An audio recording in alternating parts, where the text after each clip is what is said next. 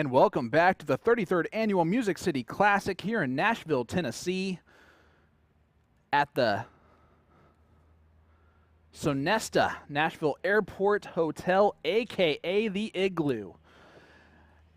It is freezing cold in this building. So let me paint the picture for you here, Will, as we have a top 32 match featuring Soldier Leonard Gates and local Jared Leedy, who has rolled through David Lowe, Harrison Carter on his road to facing Soldier. But, you know, when it's a really hot day and you go to the pool, and it's an outdoor pool, and you jump in, and that shock that it sends your body because of how cold that water is compared to the outside temperature.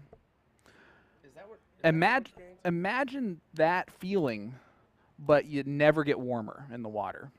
You never get used to it. Is that what you're feeling right now? It is. I'm loving your. It is a wonderfully horrifying feeling to feel like I am just freezing from the outside in. Is that your? I love your storytelling as we enter into our matches here. I'm trying to paint a picture of just how cold this place is in here. If the Ice Bowl were a dart tournament, we'd be sitting in it. Well, Gates is off to a hot start in this one. Yeah, averaging Until that 102. Averaging an 86. I'm just joking. I'm never gonna just repeatedly keep doing that. For the tournament, though, a little bit down on his average, 76.67. His first 9 averages a 95, finishing at a 45 average finish. Not terrible, but not really the level of play that Leonard's accustomed to throwing here recently. Yeah, we're used to seeing those easy high 80s from him. Tournament average-wise, leader currently is a 92.02 from Alex Bellman. Kevin Luke, second place in the averages for the tournament so far, although he's already out, an 89.05. Got beat by the juggernaut, Joey Lenaw, as Leonard takes out 90 in 2 darts. You're going to hammer that juggernaut comment, aren't you, until it just sticks? I think it's already stuck, but I just want to make sure that you guys don't forget about where it came from when the checks start rolling in.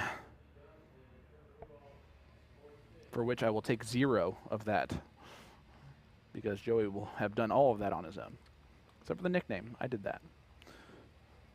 And I'll remind him of it every time I see him. I asked him about it. He said, I like that.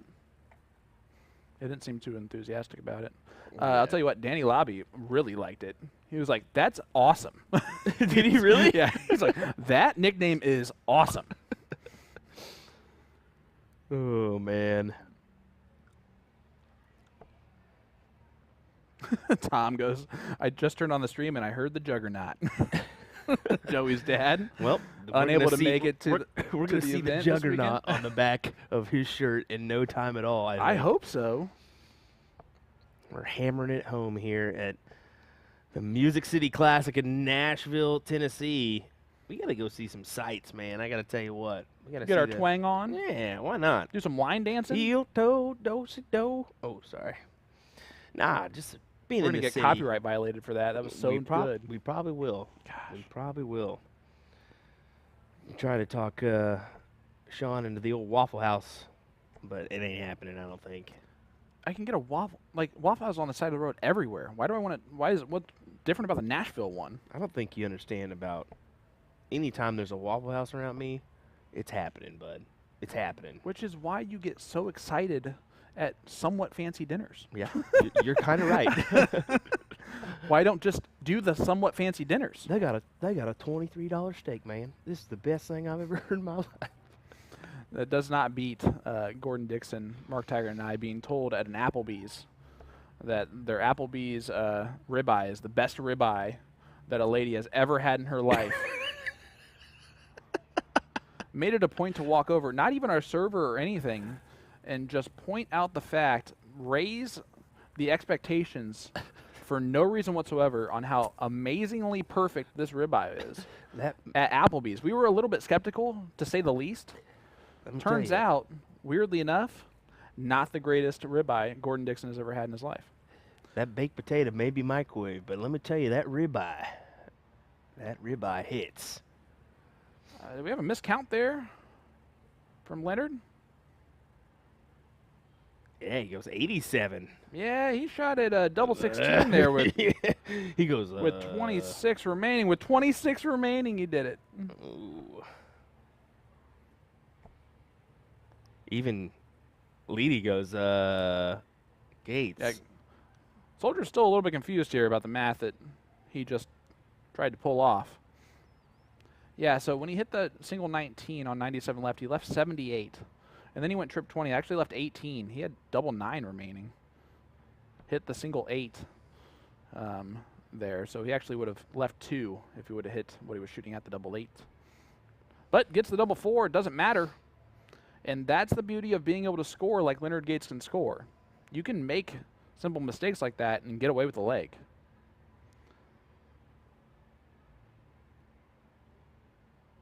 Again, taking on Nashville's own Mr. Leedy. Jared ran through David Lowe's, no slouch, as a dart player. Beat him 3-2.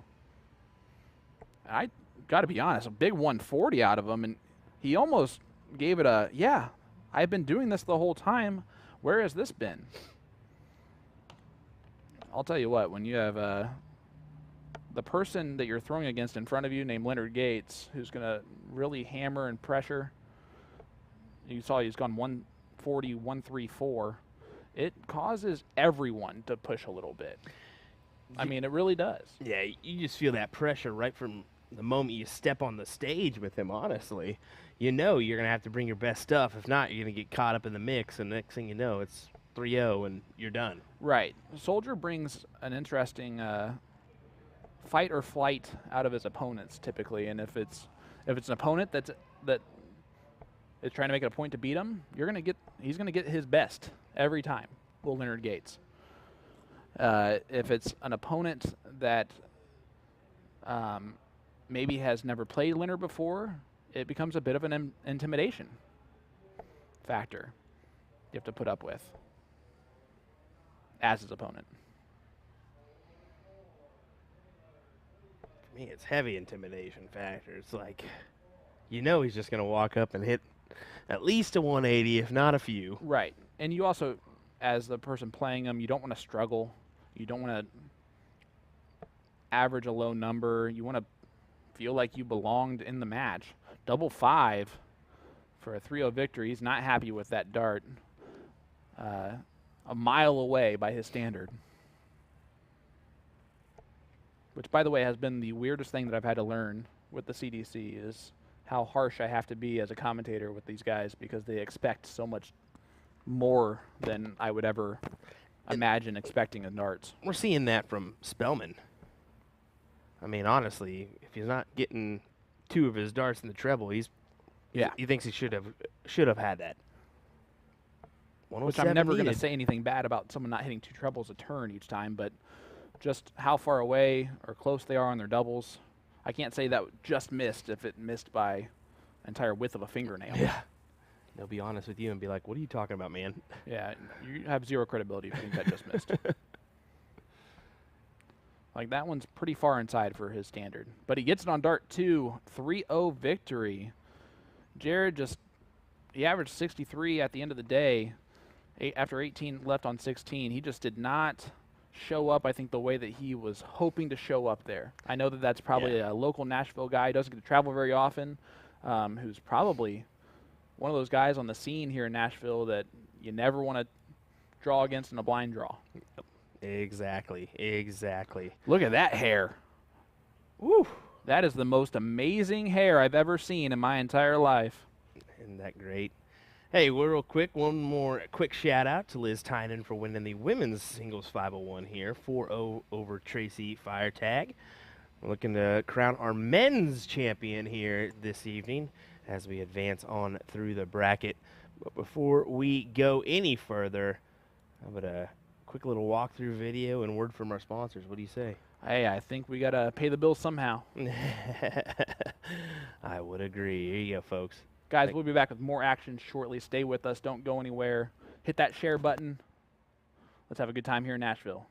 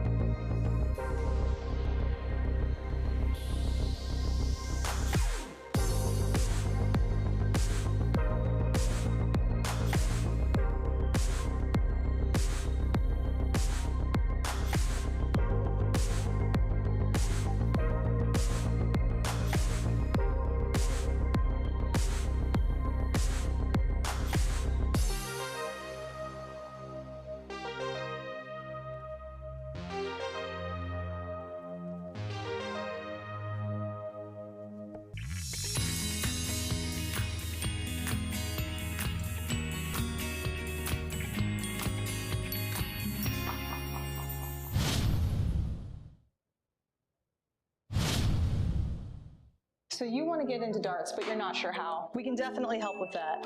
We're usadartsproduction, and we've been a dart specialty store for over 30 years. We have the greatest variety of darts in the country.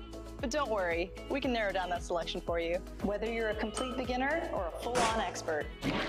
We developed our own Colonial brand to offer an inexpensive line of darts, dartboards, and accessories, so you can get into the game without breaking the bank. Join our amazing community by going to azdarts.com.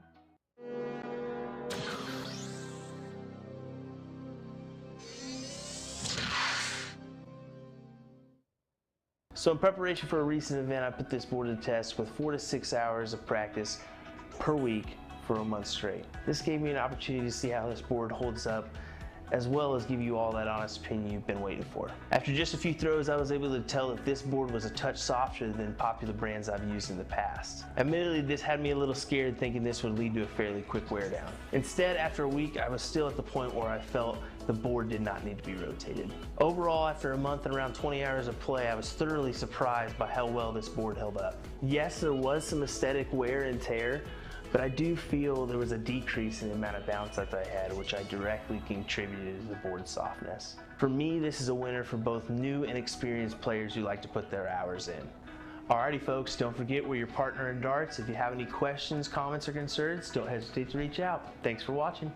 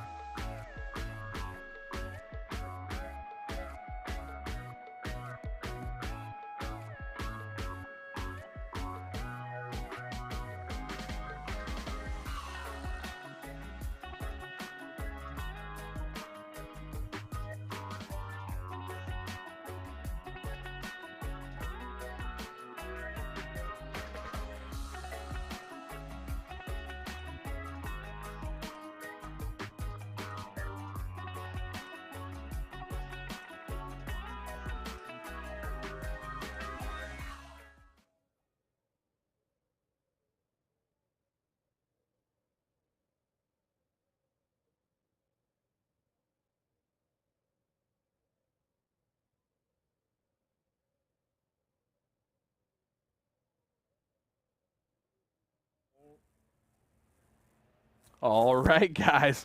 Welcome back here to the 33rd Annual Music City Classic Saturday. Early evening. We're getting a look at a guy who's been on fire in the dart community the last 6 months or so, starting right around NDA, winning the team event there. Dustin Holt. Yeah, was it that International Challenge? Yes. Won? Yeah, that 2020 team of Wes White, Dustin Holt, Chris Lim, and Jake Smith. Yep, and Surprised I got all I mean, those. you guys all know what we're talking about. You guys were all there, and so were about 1,000 other people watching along live with us. Yeah, we did break that 1K That was barrier, a pretty which is cool nice. moment. That's kind of one of those things that's gonna be in our book for a while, I think. I'm telling you right now, I know that this is a not competitor because we both love just promoting darts, but it is very exciting to see just how high the viewership was for the Bull Shooter ESPN Challenge for that Thursday. Oh yeah, Over 2K for the majority of the entire thing is amazing. When I actually went to search for it on Facebook Watch without signing into Facebook, it was the first video that popped up because of the amount of views that it was having live versus everything else. it's insane to see, isn't it? Oh, it was so cool. But guys, thank you all for the support, for following along with us all weekend long so far. We are here today, all day tomorrow. Dustin looking at what he's got left. Hit the 17 to leave tops here, bub. Oh! Or you can hit the 1-7-1 to leave double three. Ideal move with your opponent on 230. This could get a bit interesting. You can see the He is shock. so upset still. Look He's at like, him. why did I do? He's staring at the camera. I'm wondering why he did that. He knows we're sitting here talking about it. You know, he's like, it was the right move. It was just unfortunate into the triple. And This he's gonna might have to not be the right scramble. move to just go straight at it. Needs to hit it. Up, now we're going to make fun of him, especially if Ryan hits this. Ryan's road to this point. Juan Alfaro, Colm Nielsen, Caleb Cox has been the three that he has won. He's only dropped on one leg total on the tournament so far. Dustin Holt going the exact same route. Deja vu. And he even hits the single one again. That's pretty impressive and very, very committed to that role of the deja vu there. Unfortunately, it's going to cost not anymore. Ryan unable to hit the big number. This has been the downside for Dustin that I think that he's going to have to Split let it. get over. Just split it. Well, I don't think I'm not even talking about that. I'm just talking about the constant look of whenever something goes wrong, he keeps it in his mind for too long. Take If your that time, makes Dustin. sense. Take your time. It's leg number one. It's a long race to three, and you've gotten 18 shots at a double here. Yeah, you've missed them, but you've had 18 shots. That should tell you how much your scoring power is right now. And Ryan does steal the leg, breaks the throw. Dustin's got to make sure to just immediately let it go. And he's not the kind of guy that does that. He holds on to things a little bit too long, just in all honesty. But he's so good with his talent level that as soon as he does start doing that, which is why I'm mentioning it, he's going to be one of the toughest people to beat in any room that he walks into. Yep. I would 100% agree. And I can tell you, this has gotten better. He has improved in this category, which is why his game has reached a new height. Mm-hmm. Like, he's refocused right away here. Well, he had to come through a tough Seth Stefano in the last round. Yeah, Seth averaging 88 in that defeat. Wow. Dustin had to shoot 92 to get that one done. Dudley Lott, Woody Wilson, and Terry Pettigrew has been his road to this point for Dustin Holt. I read that wrong. Chad Kalami was in there instead of Woody Wilson. Steady ton there from Ryan. Up 1-0.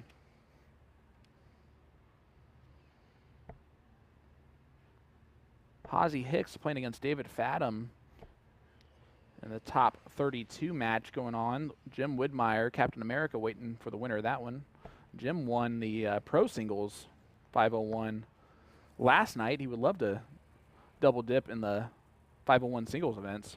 They'd love to pull off another victory this weekend. What was that, like $1,200 last night? I'm pretty sure. I think you just made that up. Yep, it was $1,200. You did make it up, but you were right. I didn't make nothing up. I saw it last night. Ryan now, after the first leg, giving Dustin a handful of double attempts, which Dustin messed up by hitting a 171 accidentally instead of the 137. And now he's starting to nod his head at misses, and that's never a good sign as a dart player. When you start expecting the misses to happen, that's never a strong sign. Double 10. He can wipe it off because he'll be back. Ryan with a quick draw here. He started throwing real fast in that one. Yeah, and that's the thing. I think he was guilty of going a little bit too quick in the last leg, but it ended up winning it. I kind of like the move because it makes him not think. Yeah. Just throw. Some people can't get And it he out of gets their it done hand. in two on a huge transfer number. Some people can't get it out of their hand quick enough. Right. When it comes to that kind of thing, just enough time to let it release at your hand, not think about it. Well, here's where we're going to see what Dustin Holt is made of now as a dart player. He's battle-worn to this point to where being down 2-0, he's the type of player at this moment just to raise his game. I think that's what's going to happen here. Danny Lobby in the top 16. He's waiting on the winner of Dusty Johnson and Trevor Bubbles. Dusty Johnson might be one of the funniest names I've ever heard. I was about to say kudos on that one as you paused for a good second and waited for me to say something. I had to make sure to not comment on it myself, and then I did it anyway, even though I just did what I was challenging myself to do. Oh, sometimes the and that's okay, because he immaturities knows. for Sean. You know, he knows. Jason Watt playing Joe Efter right now. Winner of that one will face Joe Chaney in the top 16. Chainsaw doing pretty well. In fact, all the ESPN athletes performing pretty well this evening. Kevin Luke falling to a tough Joey Lenaw this weekend. Dustin, I told you, when his back gets against the wall, he tends to bring out a lot of his best stuff. Sitting on 101 after 12 is a huge difference than sitting on 321 after 9 like he was. Did you hear that? Dusty Johnson defeated Trevor. Ooh. Is this 24 here? It is 24. Takes it out. 15 dart, hold of throw is the momentum that he would like to see, because I think 15 darts is good enough to break Ryan's throw here. Exactly, and it's nice to get a check on the board because 2-0 down, you could easily find yourself out of the tournament as it's first to 3 legs. That's the thing. I mean, this is a longer format than we see on those best of threes, but at the same time, it's still a short format. Right. And obviously this leg, the most important one with Dustin getting the throw in the last leg decider. But here's where we're going to see Dustin, if he just plays himself, if he just thinks your job is to go out in 15 darts or less, don't worry about whatever your opponent's doing, don't worry about the score line, just do that. And he has yet to hit a big treble in this leg so far. That makes it really difficult at this point in time to go out in 15 or less. And Ryan's doing his part to hit a big treble a turn.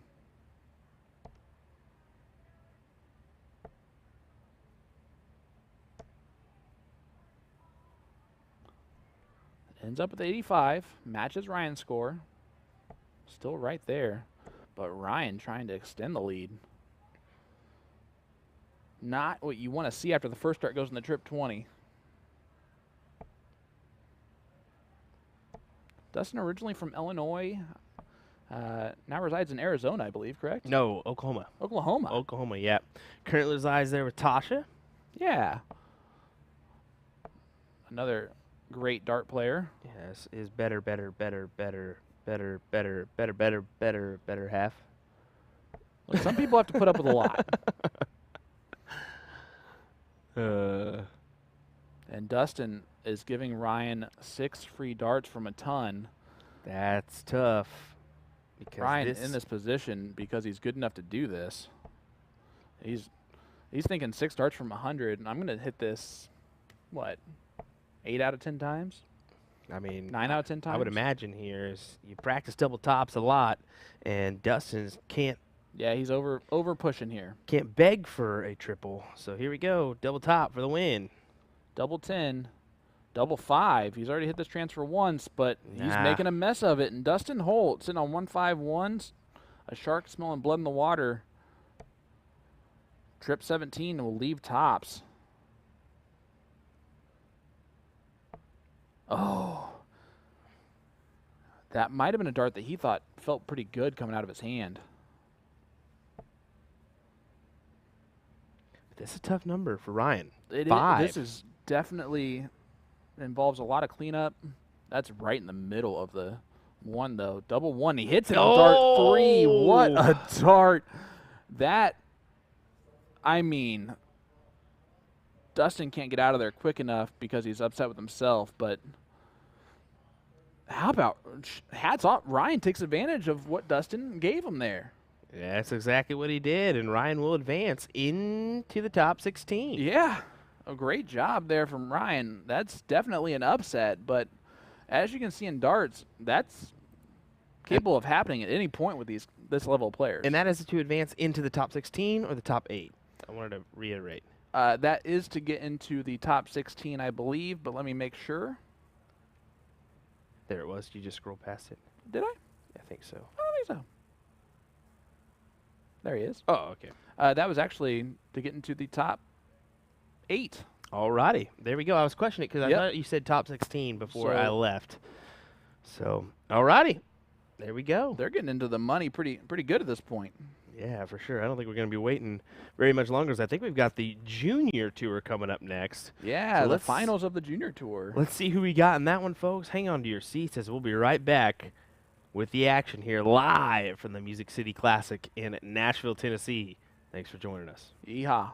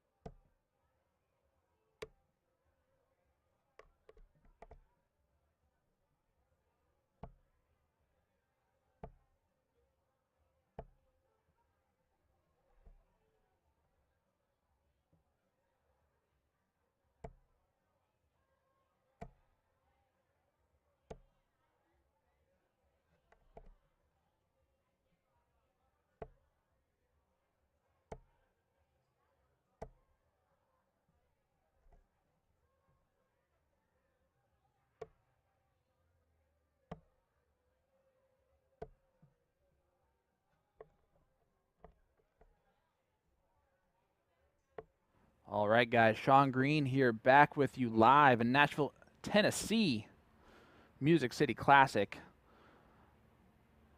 This is the CDC Junior Tour Finals for event number 8. Ryan Avelino taking on Caden Anderson.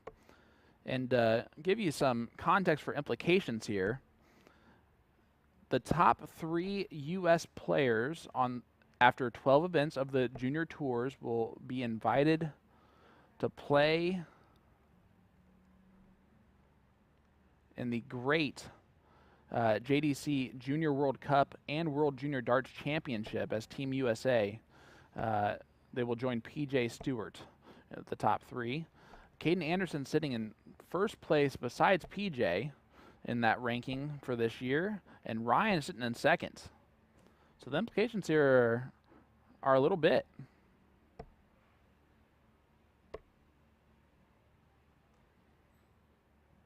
Caden and PJ are separated by 1 point on the Junior Tour top of the order of merit. So you have to feel Caden being the favorite coming into this one. I'm so happy we get to watch a Caden Anderson match because he said some trash talk about the commentary earlier on the stream. So maybe a little bit of payback coming his way here in just a minute or two. As it looks like they are shooting for the bull.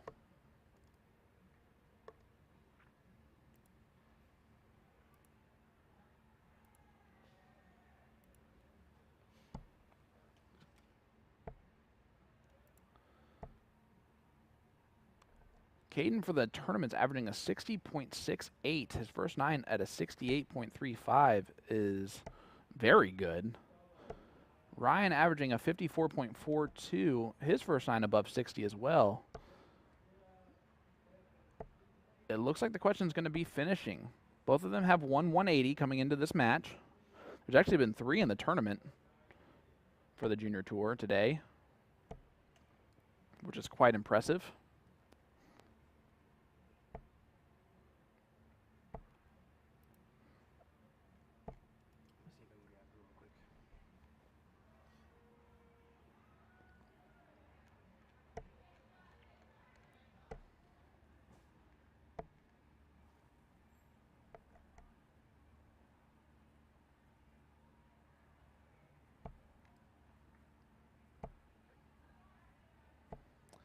The CDC Junior Tour, for any kids interested in playing in these events, the more the merrier.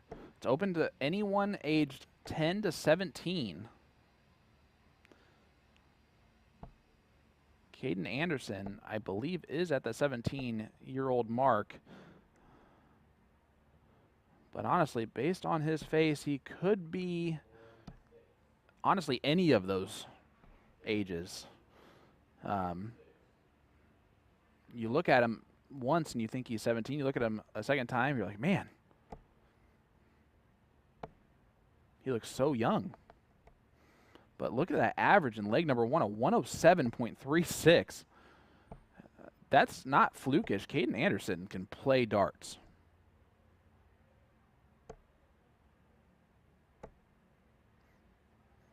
Quinn, just let me make up some facts, okay? Just making up facts.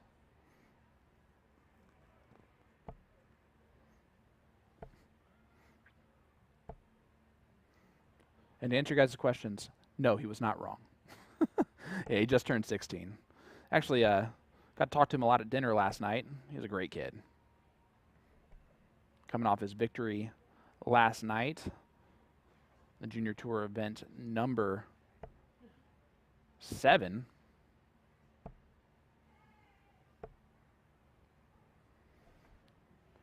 Ryan a little bit wild there with those 3. Caden firing right into the trip. 76 scored. It's a Grand Slam breakfast from Denny's. Look at Ryan. Ryan with a big 140. Man, when he feels that first dart, it just follows right in there. Casey, Joey is 20. Gavin, I believe, is 20 as well. As Ryan, I think, pulled in another ton there. Leaving 120 against the throw of Caden Anderson. Trying to break him right back here. First to 4 in the final. That was a good marker for staying on the trip 20. I understand why he did it. What a great cover shot. Can Caden take out this 105? Gonna get one look at it. Oh, he even did like almost like a no look, but I think it's because he knew it was high to start off with. 32 left for Ryan. Double 8. Oh, you can tell he was a little bit hesitant going into those doubles. Caden tops for a 2-0 advantage and steals the leg from Ryan there. Ryan showing he belongs here in this final, putting up quite the fight, averaging 63 to Caden's 79. Both these guys starting to throw quite a bit faster. Casey, correct. The Junior Tour and the Evolution Tour are separate tours, although there are quite a few that are eligible for both, so they play in both. Look at this from Caden Anderson. Big 140. Man, these kids are putting on a show for us. The future of our sport is in good hands here in the United States and North America.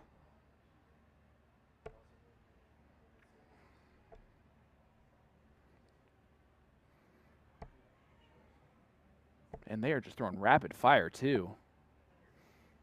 He hits, misses by 2 into the trip 17. You could tell by the reaction that he gave. Leaves a finish, though. Caden unable to do the same. So Ryan has 6 from 144. It's got to be feeling pretty good, even with his throw. Both these kids are throwing lights out currently.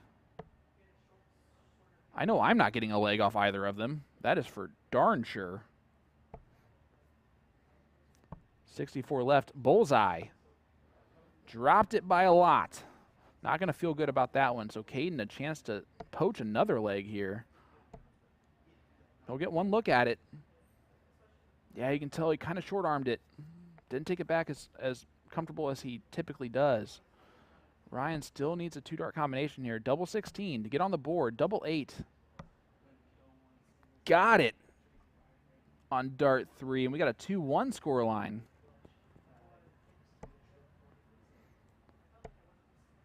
Happy to see that one fall in. He deserved that leg. Both of them raising their level of play greatly here in the final. Giving us a show here in this on the stream. Hit that share button, guys. Get this one out here. Caden Anderson. Ryan Avelino.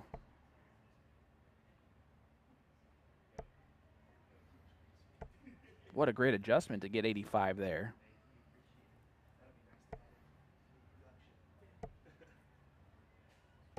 Caden will be top of the points order of merit for the Junior Tour after this event, no matter what.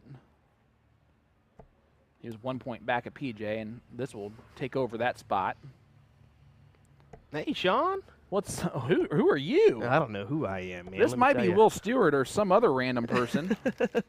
I did a quick interview with Liz Tynan real quick while she had a moment. I wanted to grab her and see if we could talk real quick. Hopefully you didn't hear me in the background. Oh, absolutely not. I was so focused on the great darts in front of me. You're missing some. You were missing quite a show, honestly. I feel bad for you. Well, Caden Anderson, I walked out there for just a second to grab Liz, and Mark, Caden's dad, said, "Hey, Caden's throwing 123 average." Yeah, he threw a 14 darter in the first leg, and we're like, okay, here we go. Both kids are throwing phenomenally. I wonder how old Ryan is. I'm thinking 16, 17? You know what? I'm Facebook friends with him too, as I am with Caden. I didn't know Caden's age, so even though we probably talked about it last night. Caden's a little deceiving. He's like 6'4", so with a baby face. So he literally 11 for tops here for Caden. Boom! And he plays with the maturity of a 38-year-old, so it's an enigma.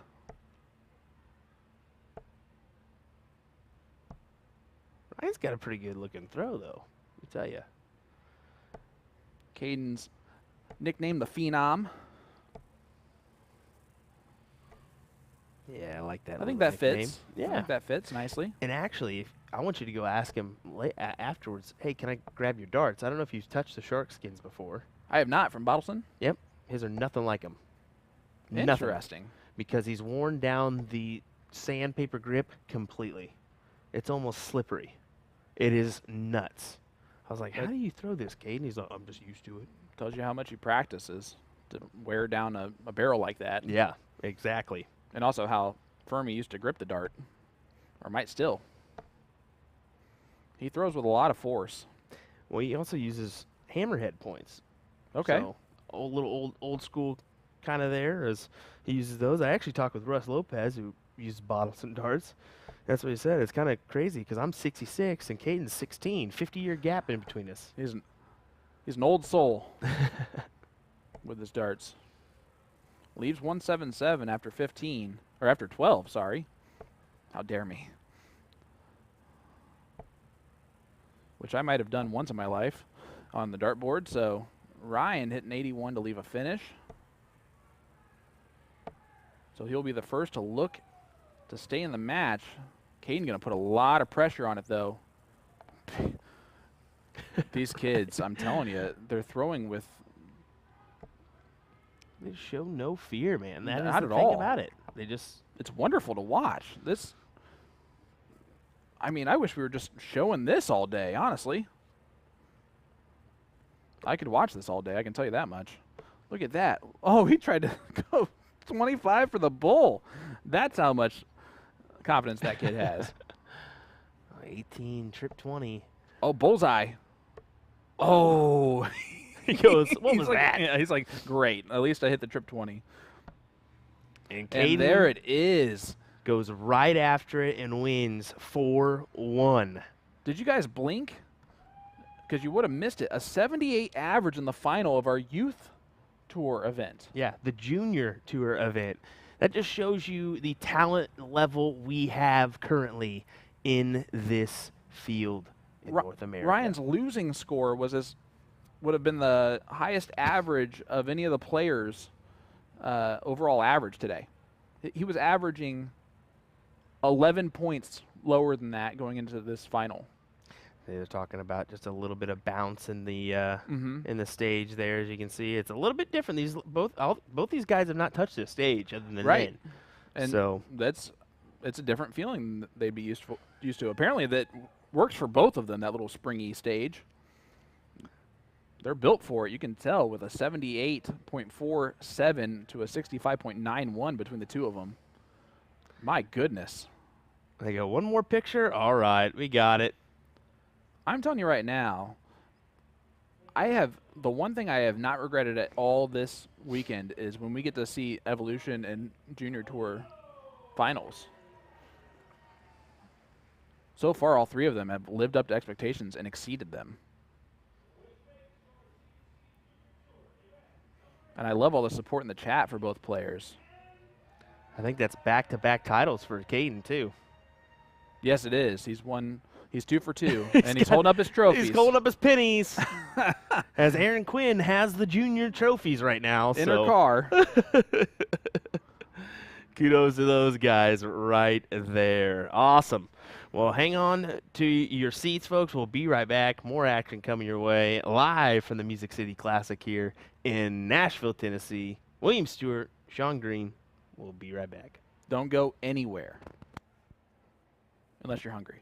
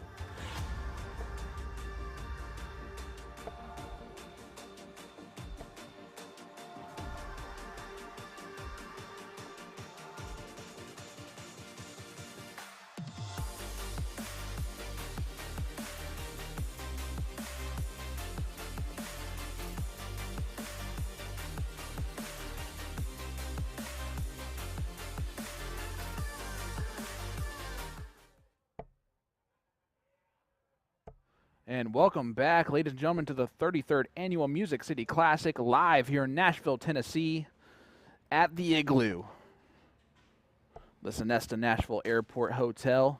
We are inside a dome that feels like a fridge and looks like one, too. Danny Lobby Jr. about to take on Steve Russell here in our first quarterfinal matchup, top 8. There were well over 128 competitors in this one. I think closer to the 150 mark, if I'm not mistaken.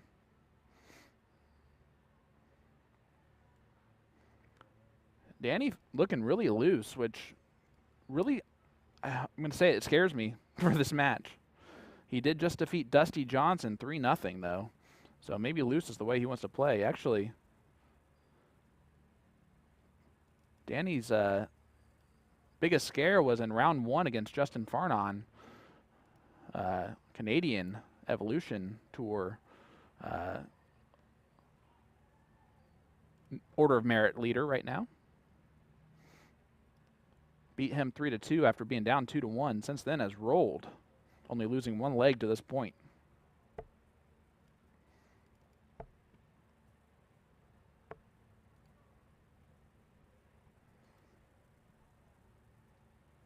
Danny is from Terre Haute, Indiana.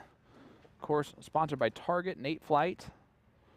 You can pick up his signature barrels and signature flights, which is never a disparaging thing to know about your opponent, especially when he literally drills the exact middle of the double bowl. And actually, that was Steve Russell hit the exact middle there.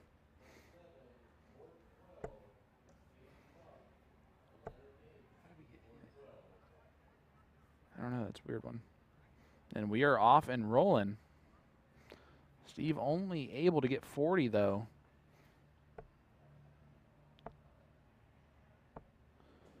Danny, a very rhythmic dart player. If this is your first time seeing him play, he just gets faster and faster. This is my first look at Steve Russell, and so far, very solid. 140. He did drill the exact middle bullseye, too, in order to get the start. As our camera operator extraordinaire, Will Stuart, man of many hats,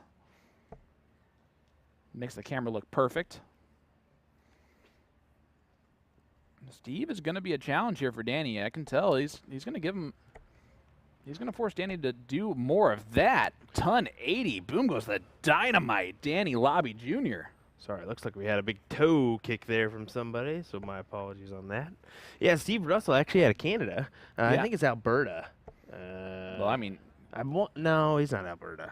Pure shot. Yeah, he's a good shot. He's a great shot indeed. Danny, no matter what he did, was going to leave a bogey. Left 168 there after the 180. Turn. Leaves 111 now. Kind of opens up the door here for Steve. Calgary, Alberta. So, yep.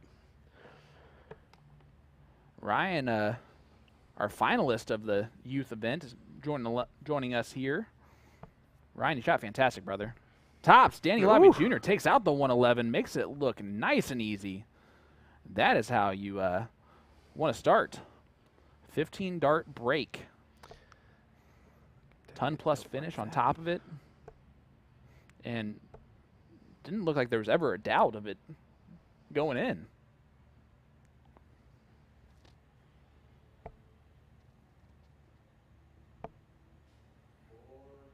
Steve Russell just looks like he barely takes it back and just kind of flicks it through. Danny is going to be a quick switcher.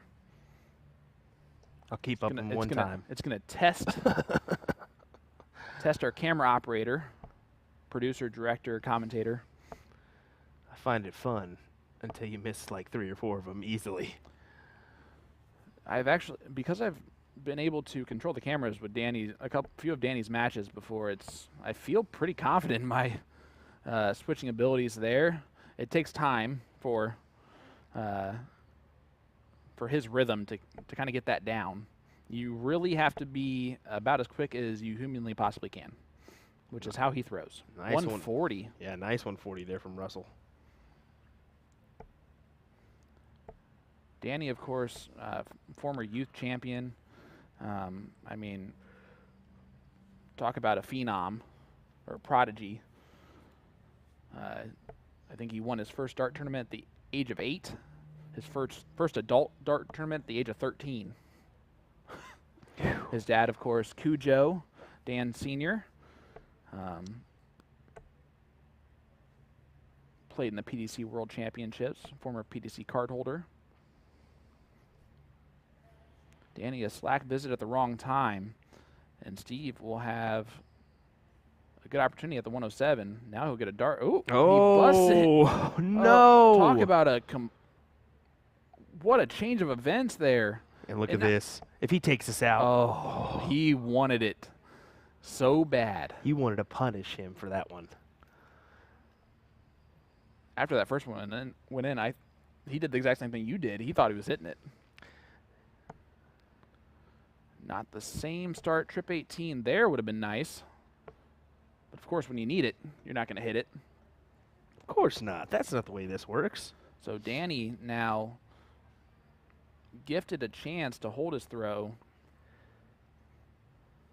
12 for tops. Or how about 36 for 14? For 16? Yeah. Double 8. That's a good miss. But not for the lefty Danny, who doesn't really like that side of the board for doubles. Not close by his standard. 57. 20 for tops. Steve to get on the board here. I hate that because he deserved that leg. Mm-hmm. He has deserved this leg. Danny should not have a look with more than 21 darts thrown. And he's going to try and gift it right back, isn't he? He got it on dart 3. And you can see Steve shakes his head back there. He knows that was his opportunity to make us 1-1. That fist bump in his head was, "You're welcome." Because, yeah, first to 4 here in the quarterfinal. It does jump to race to 4. Semis become a race to 5, and the finals become a race to 6. Absolutely adore that format. Yeah, it's definitely a good one, isn't it? It's causes some great darts to be thrown. Absolutely. Steve Russell again from Alberta, Calgary. Calgary, Alberta, Canada. Yep, same thing. There we go. I'm from Indiana Fishers, so that's just how I talk. Why are you making fun of that? It's an Indiana thing. You wouldn't understand. Yeah, it's a Hoosier thing. First of all, us Hoosiers, we say things like fur, but we don't say Hoosiers like that. So, don't become blasphemous. Well, as you can see there, Steve should have actually started on the 19s. 95 would have left 170. Danny's so far back it doesn't matter, but which I've never said actually as an utterance out of my mouth before in a Danny Lobby match. Did he get the 85? Only 45 scored. This is just like Danny to leave a finish on 344. Almost does.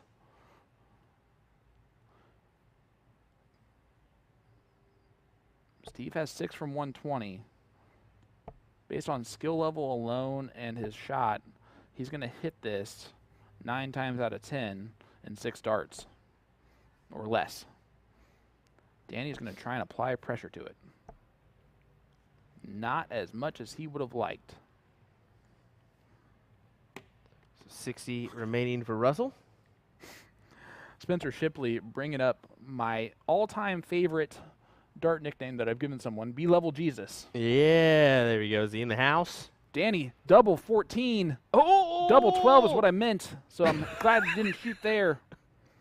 I got so excited at the first 2 triples, I didn't care what I said.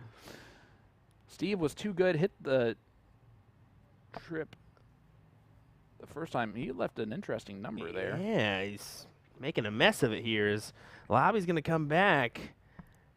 Needing double 6, gets double 6. Let's say this. Danny does not deserve to be up 3-0. I'm going to be honest with you. I think that's exactly what Steve Russell's thinking. He's like, well, what's happened here? I do want to point out that this pro match here is very equal to the averages of the youth finals that we just had, which is more of a testament to the youth than a knock against these guys who are in the quarterfinals of this men's doubles or men's singles. Danny actually was the #1 on the Order of Merit for the CDC Tour last year for the USA side of things. Nice 140 there from Russell. Needed it. Stays with Danny. He needs every leg he can get right now. If not, he's out of this. Yeah, ideally, he wants to win 4 in a row here. Yeah. 4 on the spin for the win. To make this trip worth a little bit more than it is currently. If Danny does end up pulling this out, he's going to feel frustrated leaving this, but he's also mature enough as a dart player to realize he got the win. And that doesn't matter because he's about to play in the semis where he can average 105. Because that game is inside him at all times. Another triple would be great. Not that triple. The neighboring triple would have been great. 151 left for Danny. Not happy that the first dart didn't even give him a look at dart 2. Trip 17 for dart 3. Gets it done. 91 scored. Leaves 60. But Steve will have a look at this 118 to stay in the match. 54. 42. So that's 96 scored. 22 left. Double 11. And just outside. Gave himself a good look at it. But Danny steps up, 60 left. Gonna hit this more often than not, but that's an awkward angle now. Doesn't matter, because as soon as I say that every time, it's a jinx and the person hits it. That has been the story of the day. A 17-dart hold of throw is all he needs at the end. 4-0 victory. Danny Lobby Jr., our first semifinalist. There we go. Singles. Well, how about this, folks? We got a quick word from Liz Tynan on her win in both the North American Women Darters Association qualifier as well as the Women's 501. And then a quick walkthrough, so we'll do that real quick. Thanks for joining us, folks. Stay with us. Don't go anywhere and hear from Liz.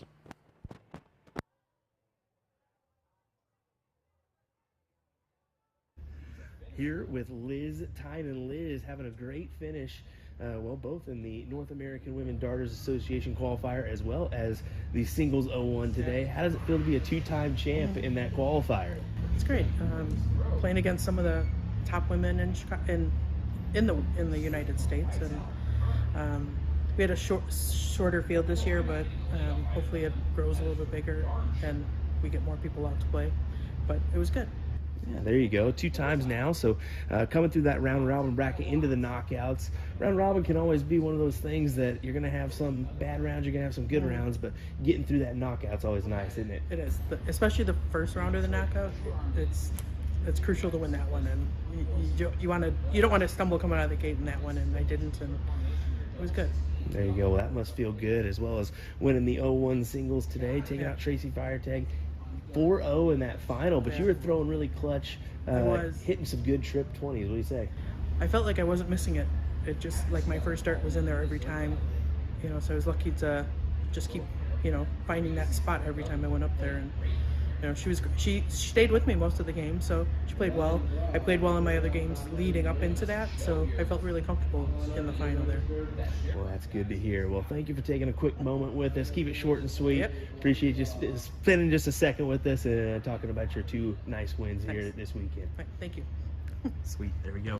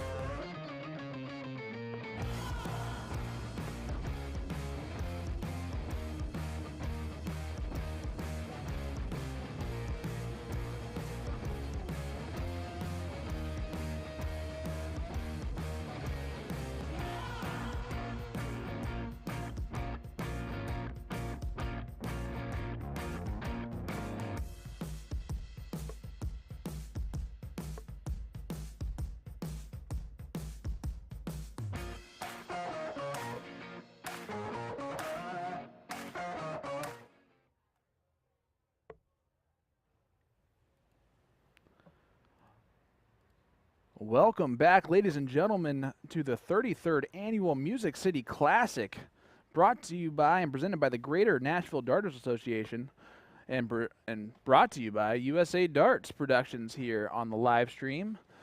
William Stuart is the man to my left, my partner in crime for this one. I am Sean Green. I work for numerous companies, including my own. Enjoy the opportunity to be here with you, buddy, to see ESPN athlete Alex Bellman. Well, don't forget Joe Chaney now. And ESPN athlete Joe Chaney. A couple of guys that were on ESPN yesterday. Yes, sir. We're getting them here in the top 8. Today, how about that? They finally reached the big time, and they're on the USA Darts Production instead. You know what they say, you have not been a premier dart player unless you've been on a USA Darts Production stream. It's the word on the street. Caden, congratulations, you made that roll tonight.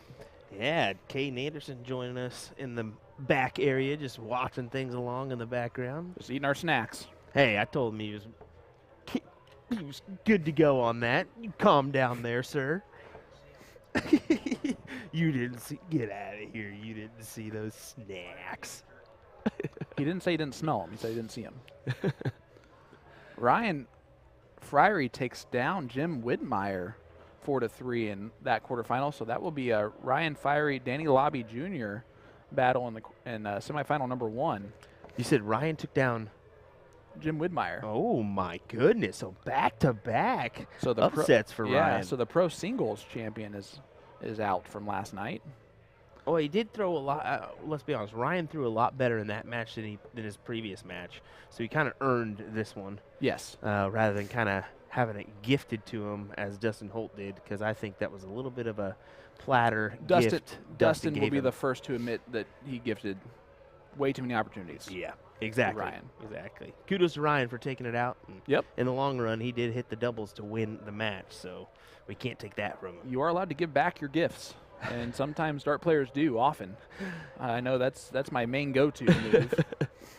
Is no. I really want you to hit the double first, please. I insist. To where I actually end up wishing that they hit the double so the turn ends. And we move on to the next leg where I can shoot a triples again. Joe Chaney, Alex Bellman here is our last quarterfinal matchup that needs to be played.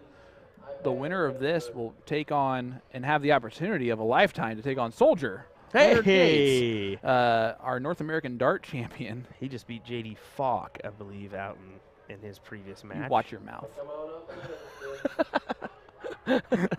Okay. That was good. Thank you. I'll be here all week. Kudos. Danny Lobby Jr., Ryan Friery will be that second semifinal matchup. We're going to bring you whatever they give us, and we're not going to ask questions about it. Yeah, honestly, we're coming down to the final matches of the evening, as I believe the ladies are entering into that top 8, top 4 region, and we've kind of entered into the realm of quarterfinal matches. So, yeah. Yeah, Joe, a big mistake there on that 50. Hits a single 1 on dart 1, and then almost nonchalantly misses the single 17. And by that point, he was mentally out of shooting at the double 8. But the leg goes to Alex Bellman, who holds his throw at the end of the day. And 20 darts. A 20 dart hold throw is a gift from Joe Chaney.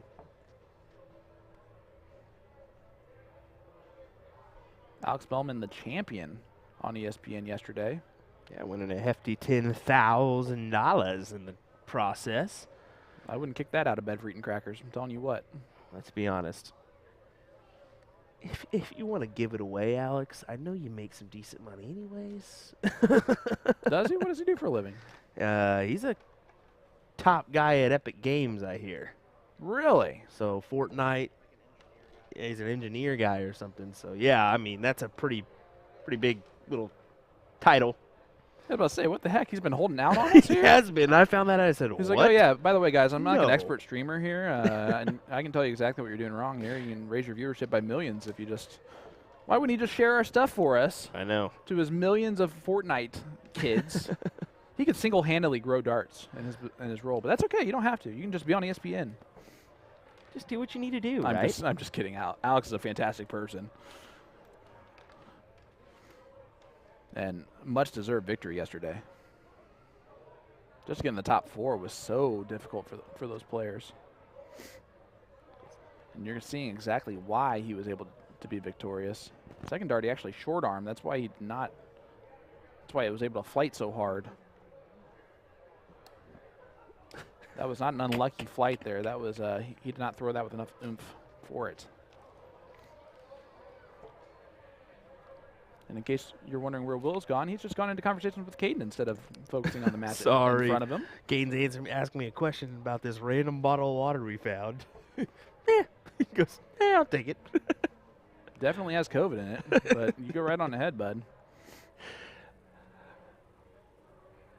Spellman here, looking for that trip. Can't find it with his last dart. That almost kind of opened up the door to Joe, even body language-wise there. And he's going to take advantage of it. Oh, What a setup.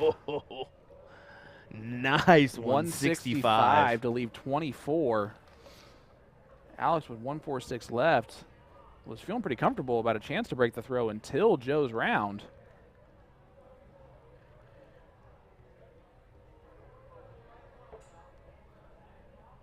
Decent cover shot. Score 98 there. 24 for Joe. Now double 6. Double 3. Oh, no. It isn't meant to be. So Alex Bellman a chance to break the throw. 8 or 16. He chooses the 8. Double 20. He's been one to just accept gifts from his opponents recently on a dartboard, and he does accept that gift as well. You see him shake his head, kind of throw his head to the side at him like, you missed. What am I supposed to do? Making Joe Chaney pay here.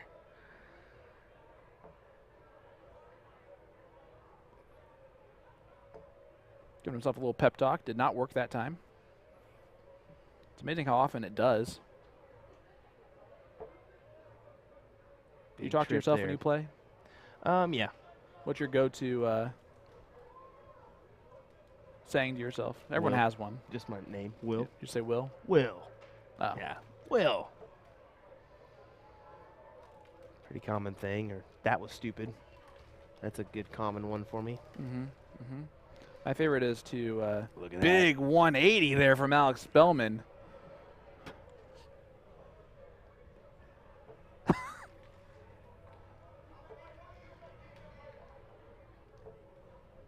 My favorite thing is to do something other than hit 180s, because I would hate darts if I did that. It's to shout out big 180 from Alex Bellman. That's what it is.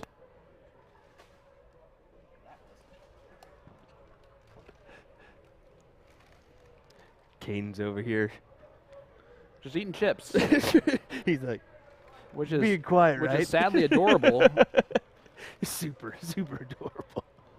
You thought he was cute before, just put chips in his mouth and it becomes just the cutest thing. Oh, what was that?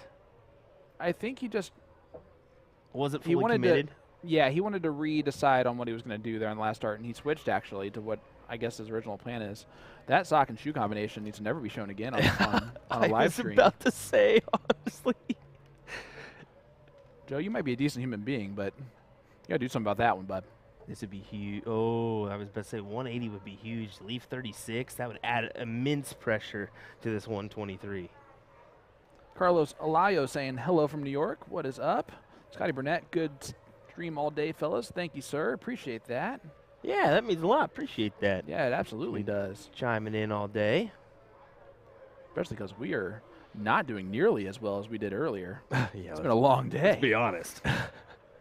Reality.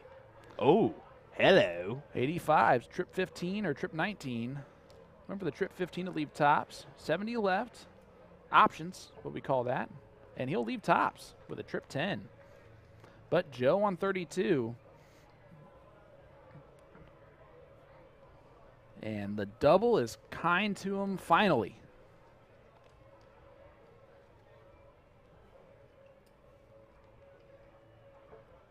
I guess when you become an ESPN athlete, you can wear whatever footwear you want. Big ton there from Joe Chaney. In case you're wondering if Will's paying attention to me or not, that was hilarious, and he didn't even react to it at all, so I know he didn't listen to me. Might have been up there with one of the funniest things I've said all day. Look at this big 180 incoming. Oh, boo. He was 2 darts into a 9-darter. Just wanted to show that quick replay real quick that we got. That's what my anticipation was for. That's where your focus was, on the 1 second replay that no one else can do live stream production, which is probably not true. You're the only one that I've seen. Right now, looking at the 174. Nope, jinxed it. Way to go. 136 instead. He apologizes, Alex. But Alex, against the throw, definitely trying to break right back. Great opportunity to do so.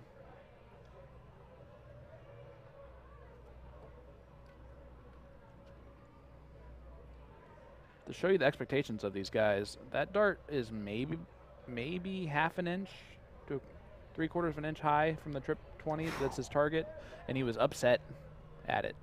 That's the reality of Spellman right now. You just see if he's like that inch or even half inch off, he just feels like that's a wasted dart that he cannot use as a marker or as a beneficial. And if it was someone other than Alex Bellman, I would be worried about that way to think about things. But he needs that little like push of fire, that push to be perfect. It allows him to focus, and he is taking full advantage of that focus now as a dart player. I mean, again, walks into any room now as a heavy favorite, one of the heavy favorites to win each event that he shows up for. He has had probably the most unlucky CDC tour out of any player on tour so far this year. Consistently averaging big ton-plus averages and still getting beat.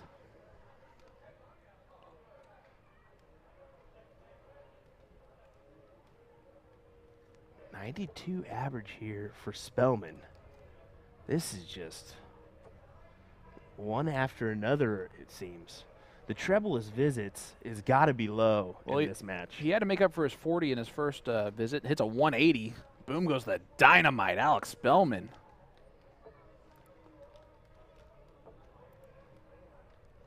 What is that for this match, I wonder? Is that 3, 4? Well, total in the event he has 5, and I think he has 3. At least 3 in this match. So he's up to 8. Which would match Jim Widmeyer's total for this event. What a cover shot, too.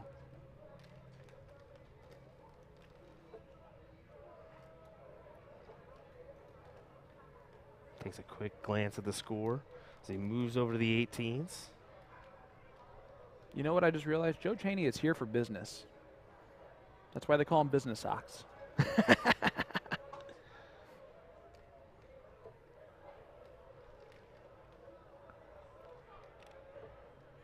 Alex Bellman, another 140. I mean, sitting on 44 after 12. I'm going to say 6 140s, 3 180s at least in this match here. And this, honestly, this has been his average in this tournament in 5 matches. He's been consistently around a 92. Tops. Whew. Just takes the chain off the chainsaw, and we'll move on to the semifinals. Just makes it look easy, folks. Makes it look easy. Let's take a quick look there at the replay. There it is, that right there. Is so textbook, man. It's such a good shot. There we go. Well, folks, don't go anywhere. We have 2 semifinals already lined up here in this men's singles 501. Alex Bellman, Leonard Gates, Danny Lobby Jr., Ryan Friery, who has been on fire 2 in a row, Dustin Holt and Jim Widmeyer to get to that spot.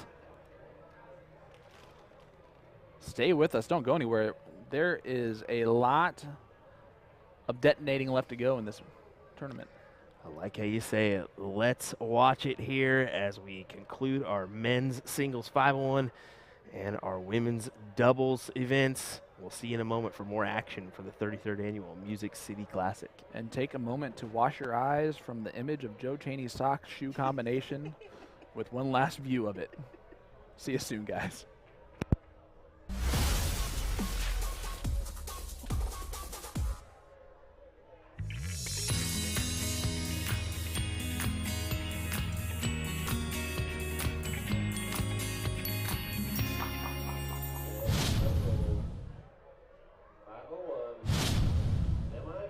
So you want to get into darts, but you're not sure how. We can definitely help with that. We're usadartsproduction, and we've been a dart specialty store for over 30 years. We have the greatest variety of darts in the country. But don't worry, we can narrow down that selection for you, whether you're a complete beginner or a full-on expert. We developed our own Colonial brand to offer an inexpensive line of darts, dartboards, and accessories, so you can get into the game without breaking the bank. Join our amazing community by going to usadartsproduction.com.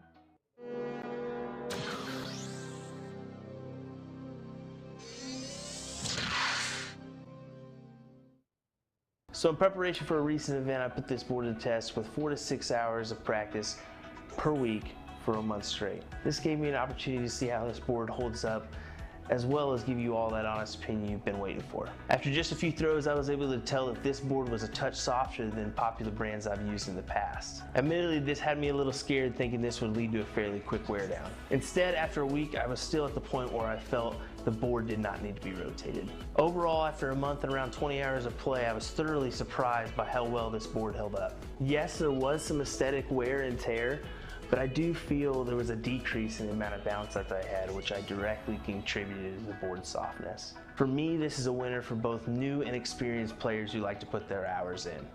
Alrighty folks, don't forget we're your partner in darts. If you have any questions, comments, or concerns, don't hesitate to reach out. Thanks for watching.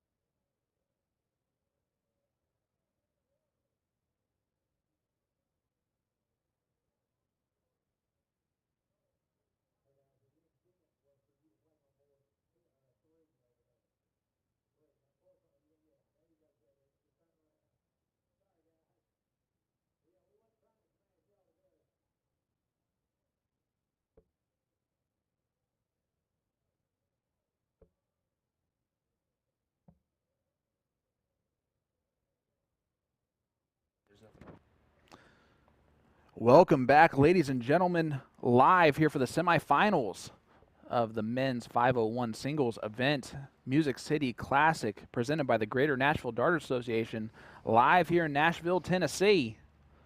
I just want to say, I can feel my southern drawl coming on. I just wanted to tell you that I went out there and I was like, Danny, you guys good playing on this one? And he was like, yes, sir. And I was like, don't ever call me sir again. And he said, Danny, yes, ma'am. What are you doing, sir? I don't know. I don't know how You guys old are is Danny? about the same I think age. we're the same age. I'm 30. I'll be 31 here soon. He might. I think he might just have turned 30, or he might be 29 still. I think of him as a 29-year-old forever, honestly. That's going to be. They're making fun of Alex's diddle, and that would be a great diddle for me. I think Leonard closed his eyes and just to talk trash before they get started. These guys are going to have immense respect for each other. All four players that are up there. I mean, this is the cream of the crop. Ryan's been a giant killer, which doesn't bode well for the other three guys on the stage. We'll turn on our audio to that board so we can hear the thud as they go along here. Once again, William Stuart alongside me, Mr. Sean Green, for this semifinal. There's a first to 5 leg, best of 9 match here to see who will advance to the finals here at the Music City Classic. Yeah, guys, do us a favor. We appreciate you being on YouTube and Facebook. Hit that share button for us if you are on on Facebook. You can't really on YouTube, I guess. Leave a comment. Who do you have winning this event? You know the Final Four. You can follow along with Danny's match on Dart Connect, and we can also follow along as well to update you throughout. I can understand this last event of the night for these gentlemen. They're like, let's just keep going.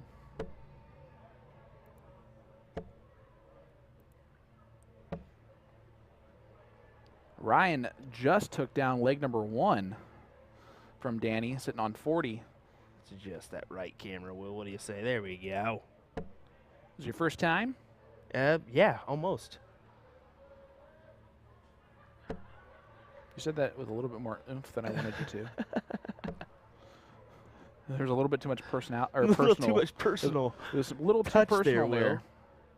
Ed Chambers rooting for Scotty Burnett, who is watching along with us, who voted for Leonard, so I'm going to guess that's a second vote of confidence for Leonard. So I'm going to look at that. Debbie, we agree that live is better than Dart Connect. You can't hear our beautiful voices on Dart Connect, but the numbers are able to follow along. It's the best we got. We got to use it. 140. Lays it right on top as we get a little view from the board next to us.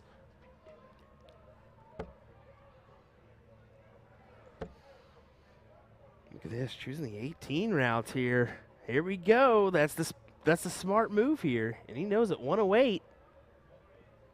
Leaves himself 14. Got to go double 7. He's not happy about the fact that he left he's double not. 7. You can tell he's like, wait. He's like, is that oh. what I think it is? He's like, I don't even want to shoot at it. I don't know why I did it. It would have been hilarious if he would have punted it and just teed it up with a split. Bellman's going to go downstairs here. 2 19s for the 32. We've seen him hit this. Yes, and he's we going to have another dart at hitting it. Double 16. Ooh!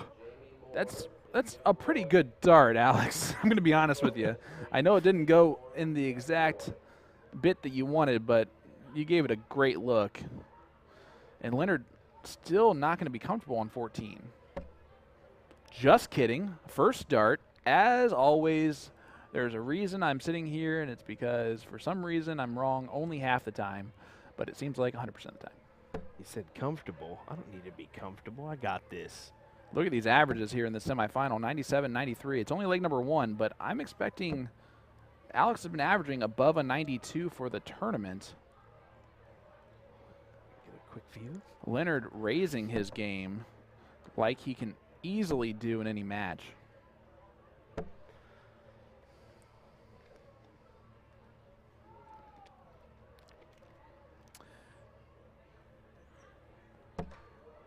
Amy, I got to be honest with you, I am not positive on that answer.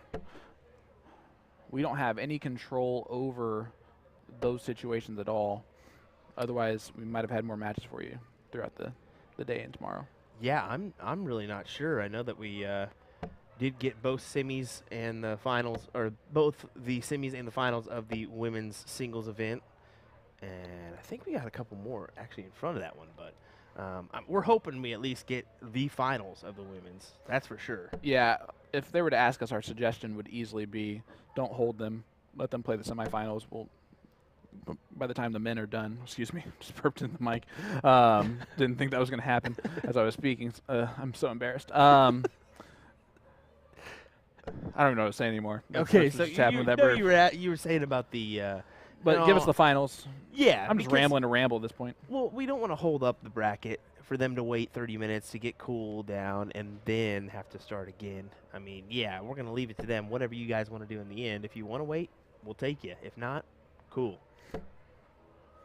Ed, we appreciate you spending your 3 minutes of darts time with us. He checked in and then checked out. That's what Ed does. I love it. All right, 205 for Gates. Try and put some pressure on the 108 left for Spellman. I think Spellman's He decided going the pressure was not for him. think he's going 19s here. That's what my best guess would be. Well, he has 6 from here, so he can do this any way that he wants. A triple here would leave 32, though. And he does leave the 32.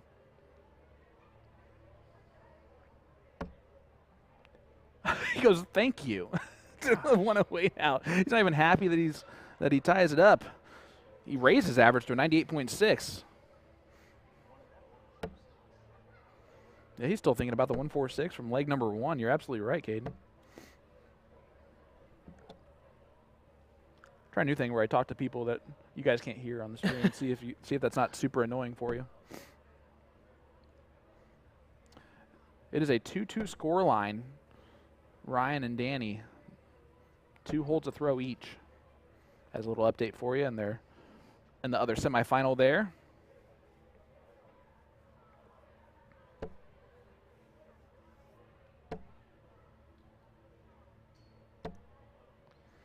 .60 from Gates, so matches Alex's start, and Alex going to try and do a little bit better than Leonard's start.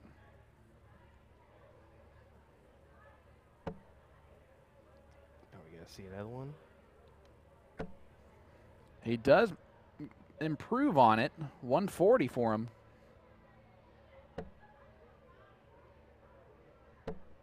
Scotty says, don't ask Bellman to split at this point. He's free rolling. That is darn true. Winner of this, $800. Second place, $400. All the guys standing on the stage are guaranteed at least $220. Not bad for a few hours work. Not bad at all. Honestly, I'm impressed with the field, both women and men for this tournament. I think they had 68 or something like that. There were 68 women who signed up for the women's singles 501 event. And they actually had 43 doubles teams, which is hard to believe, but they got even more for the doubles. That's so impressive. Insanity, and isn't it? You usually don't see that at tournaments, but maybe some locals popped in. And then let's talk about this. And this event, the men's, they had a top. Look at that, a big 177 from Alex Bellman. Great darts there. Leaves himself 24 and puts a lot of pressure on this 116 from Gates. That snapped me right into, hey, Sean, darts. And not just darts, great darts. 24 left after 12. And how about a 13 dart leg just to improve that average? That average is moving on up like George Jefferson. Moving on up. That was atrocious. What, the singing or the saying? Because the saying was great, and then you ruined it completely with the attempt at singing it. Oh, just brutal. Just brutal. Help me. Usually I am the one who ruins it myself with the extra singing, but that's fine. Someone asked, why not extra camera for both matches? We actually do have the capabilities to stream 2 of the boards up there, but they are side-by-side boards. That planning was done for a specific reason that happened due to camera placements being a little bit easier to do. However, what that made it not conducive for was having both semifinals streamed at the same time.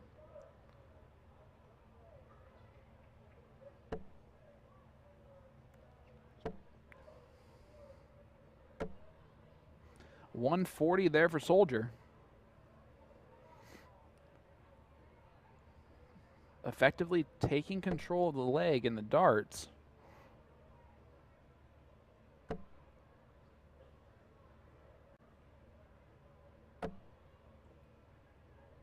He is attempting to not let Alex get any momentum in this match because he knows as soon as Alex smells momentum, he'll ride 3 legs straight quickly. A 1-2-3 for Soldier. Leaves 1-4-2 and a first look at a finish.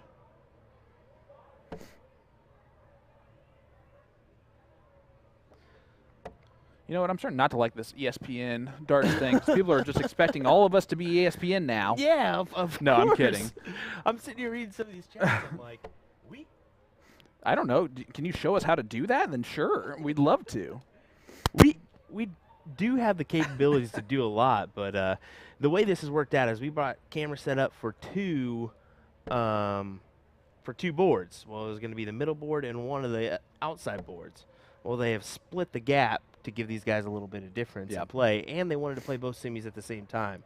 We would like it to be consecutive, one semi, then the next. We would so love for it to be consecutive. But I understand what they're trying to do. Absolutely. Yeah. And then it looks like we're actually going to get the semifinals of the women after this, and then the men's finals, then the women's finals. Yep, so that's how we're going to end the night with you guys. I know that they're doing a blind draw at some point this evening, but there's no way we're doing that. Doug Bame in the chat saying that this was his bull shooter final matchup wish. Well, Doug, there's nothing we wanted more than to make your wish come true, only in steel tip and not on ESPN. But the production quality is not bad either. Commentary is way worse. Alex Bellman winning 3 in a row, taking a 3-1 lead, holding his throw there with a huge advantage from Leonard. Alex is 177. Effectively turned it all on its head. 3-3 scoreline on the other semifinal for those of you looking for an update.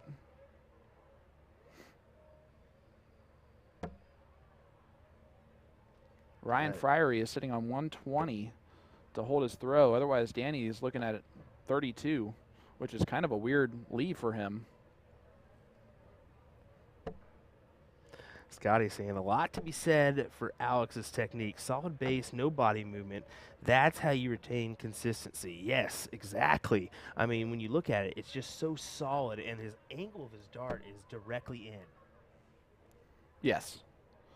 Yeah, I mean, the other little crazy nonchalant or really hard to notice thing about his throw is that his hand does shake. With his dart set, and that's actually a natural thing that tells him that he is relaxed and loose, and not that he is nervous at all. But it does annoy him because it gives his opponent the appearance that Alex is nervous. Yeah. And he hates that mind game. I love this in the chat. People's mount a couple PTZs. That's what we have. Eric Davis, you guys don't have any drone footage? We actually, that's one thing I'd like to add is the drone footage. Unfortunately, when it comes to like in the air stuff, I am terrible. Oh yeah, next thing you know, it's like, oh, sorry, that landed on your head while you're throwing for the winning dart. I wanted a good angle. Gates leaves 22 because he don't care with a 180. He said, why not? 22, 26, same thing. Exactly. For the first two darts, there's really no difference.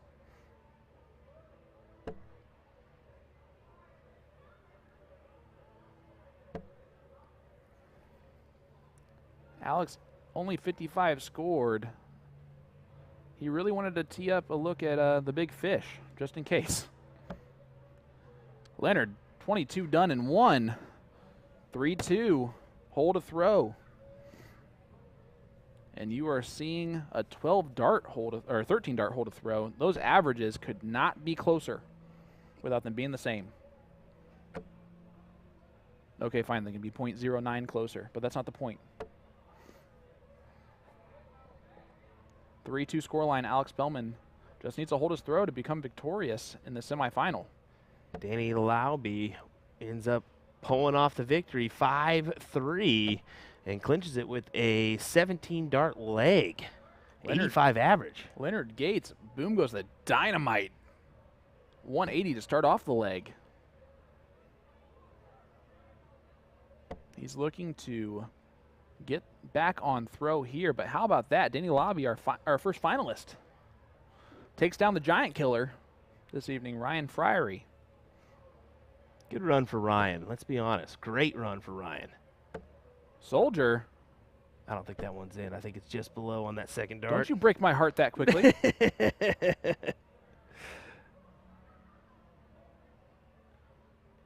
Going downstairs first. On the 306 look.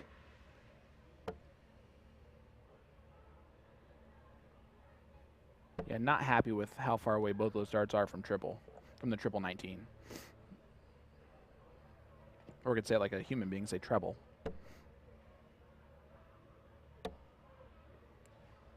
Good cover shot there from Gates. Goes back up. Big 137. Puts him in prime position to break and get back on throw.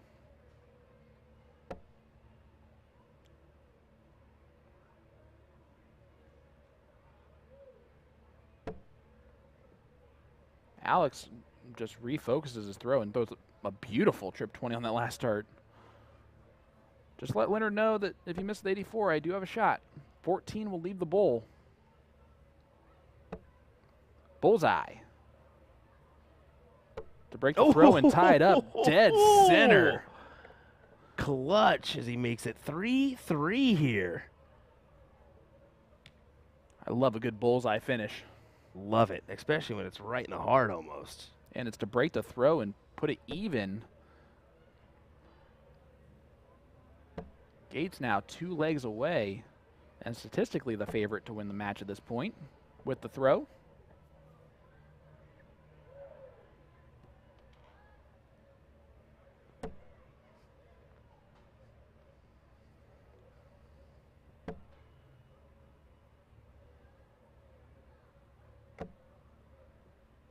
Alex, 83 scored.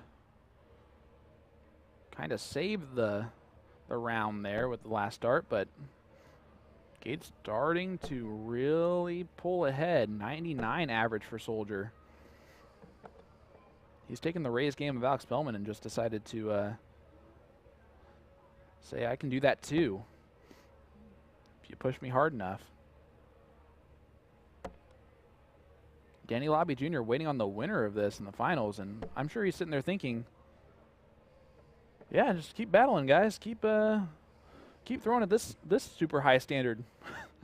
It's going to be much harder for you to do that twice in a row in the finals if you're doing it now.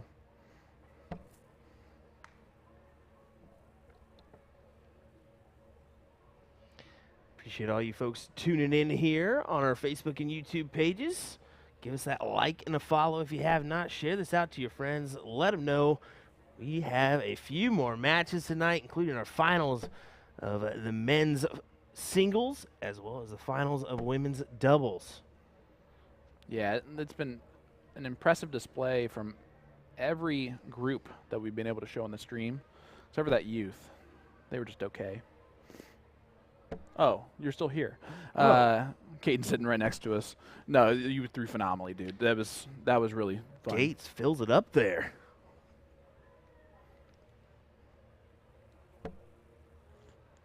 Alex looking to return the favor. You can almost see an extra level of focus that Alex goes to in these times. See how much more deliberate he is throwing each dart? Mm-hmm. He literally is raising his focus level. 61 here. 25? No, he goes the 15 round. Tops. Just below the wire. Alex is going to think of this as a huge opportunity to break right back. He'll expect himself to hit this. Now it's much more difficult, though. Unless you're Alex Bellman. Double 19. Oh. Hates that third dart. Here we go. Double 10 for the lead. And he gets it. What a comeback. This is Mr. Comeback Special for Leonard Gates. Fred Hassa saying hi from Albania. Oh, wow. I love that. Thank you for tuning in with us at this godforsaken hour. It's got to be over there. It's honestly phenomenal to see people from the UK. Scotland was a big feature last week at the ADA, which was kind of crazy. Yeah. Thailand, Albania, and so much more. The Americans that lie about where they're from. We appreciate it so much, guys. I can't tell you. Kosh was saying, hey, guys. 4:04 a.m. How about that? There you go. I That's told you. Caden is quick with the phone there. Yeah, Scotty Burnett said it best. Youth was amazing. Big props for both players. Great standard. I agree, but we're not going to tell Caden that you said that. No, definitely not. Donna saying she's from Dryden, New York, tuning in with us. Thank you for tuning in with us. Skip Whitlock, Potty, Player of the Year for Phoenix Amusements and Indy. Carlos from the Bronx. And you know that's true because he just wrote the Bronx. Not hello or I'm from, just the Bronx. You know what else I mean. Short and sweet.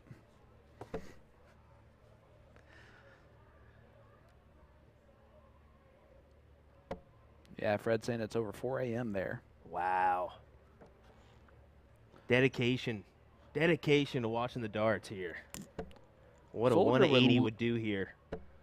Man, that's the closest we've ever come to saying the same weird thing together. That we were both thinking a 180 there would have left us an easy ton. Alex Bellman is looking for a 180 of his own, but he would settle for a 140. Now he would really hate a 140. And he does fill it up. Boom goes the dynamite. Leaves 72 to give himself a much better chance at holding his throw. The standard of play for these guys have just gone up. 15 darts or less. If it's more than that, you're getting a gift from your opponent. 97 and 94 average here. This is, well, let's be honest, 95 average. This is great. 48 for 24. To send us to a last leg decider, and he does so in 2 darts. A 14-dart hold of throw for Alex Bellman. Throws 5 perfect darts in a row there to go out. 180 followed by trip 16, double 12. Gates with the advantage and the throw, though, in this last leg decider. The winner of this leg will move on to play Danny Lobby Jr. in the final. Before that, we will see the semifinals of the ladies' doubles, which I kind of like that scheduling. It gives the guys a chance to calm back down. I think the person that hurts the most there is Danny, if I'm being honest. Carlos goes, sorry, the Bronx. Touche. Touche, sir.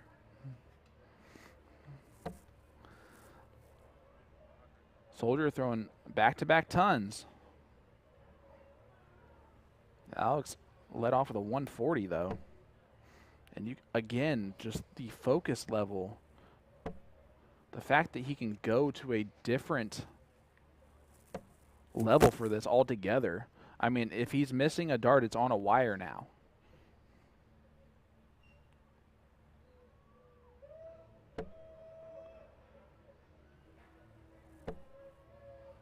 Soldier, not a good time to drop and throw a 66.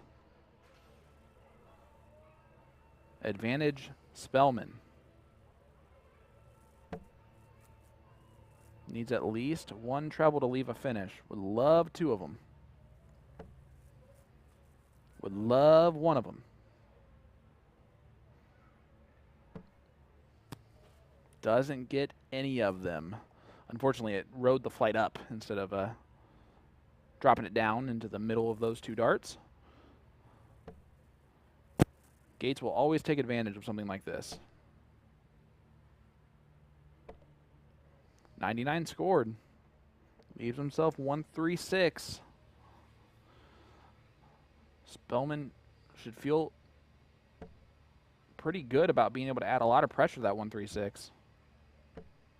He's definitely going to do that. What a time for a 180 this would be. Oh, that's the most unlucky 140 I've ever seen in my life. He yells, come on. Leaves 64 after 12. Gates, you have to think this must go. It's not going to. So Alex Bellman, 64 away from making the final. This would be back-to-back finals for him in singles 01 this weekend. Double 4. And he gets it. That is class to have.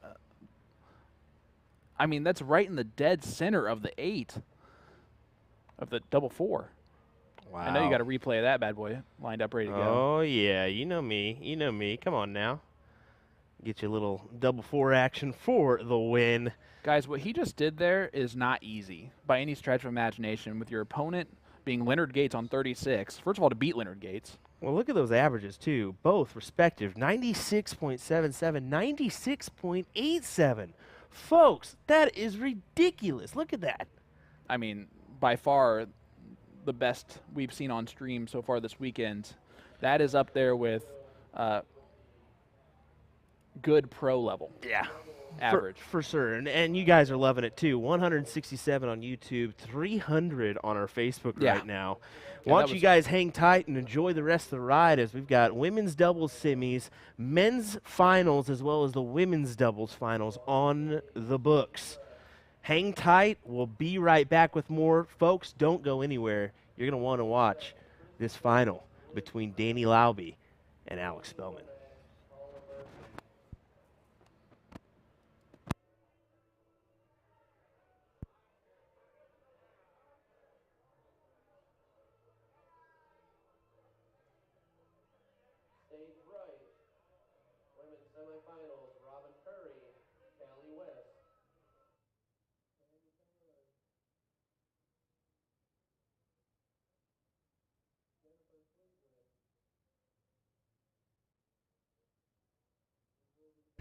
Here with Liz Tynan. Liz having a great finish, both in the North American Women Darters Association qualifier as well as the singles 01 today. How does it feel to be a 2-time champ in that qualifier?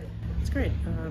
Playing against some of the top women in the United States, and we had a shorter field this year, but hopefully it grows a little bit bigger and we get more people out to play. But it was good. Yeah, there you go. 2 times now. So coming through that round robin bracket into the knockouts. Round robin can always be one of those things that you're going to have some bad rounds, you're going to have some good rounds, but getting through that knockout's always nice, isn't it? It is. Especially the first round of the knockout. It's crucial to win that one, and you don't want to stumble coming out of the gate in that one, and I didn't, and it was good. There you go. Well, that must feel good, as well as winning the 01 singles today, taking out Tracy Firetag. 4-0 in that final, but you were throwing really clutch, hitting some good trip 20s. What do you say? I felt like I wasn't missing it.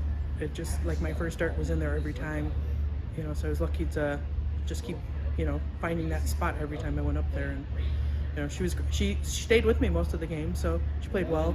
I played well in my other games leading up into that, so I felt really comfortable in the final there. Well, that's good to hear. Well, thank you for taking a quick moment with us. Keep it short and sweet. Yep. Appreciate you spending just a second with us and talking about your 2 nice wins here this weekend. Right, thank you. Sweet. There we go.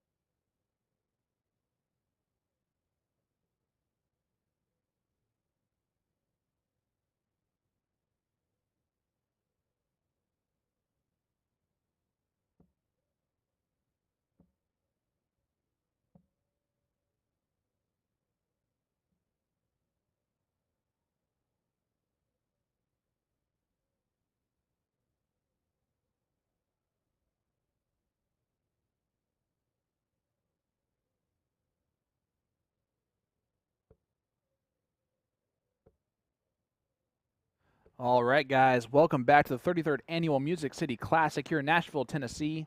This is the semifinals of the ladies doubles 501 event.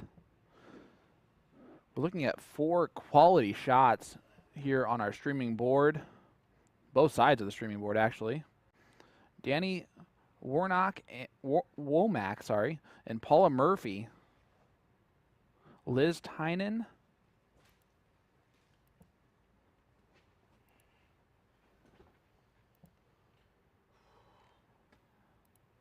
And I lost all of my bearings whatsoever. Christy Davis. She has the same exact name as one of my wife's really good friends. That's from the Houston area, Ah. I believe. Our Christy Davis is from the Port Canaveral area of Florida.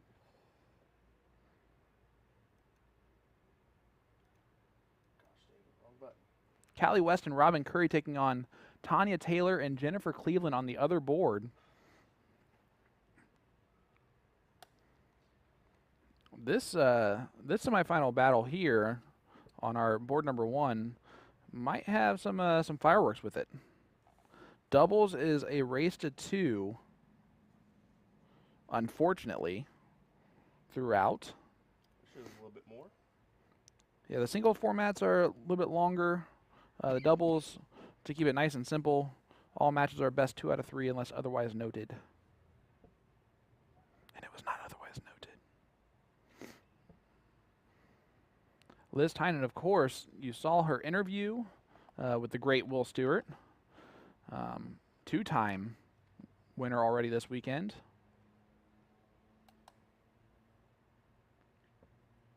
Danny does the only reasonable thing after the first 2 darts go in the 1, and that's switch the 19s.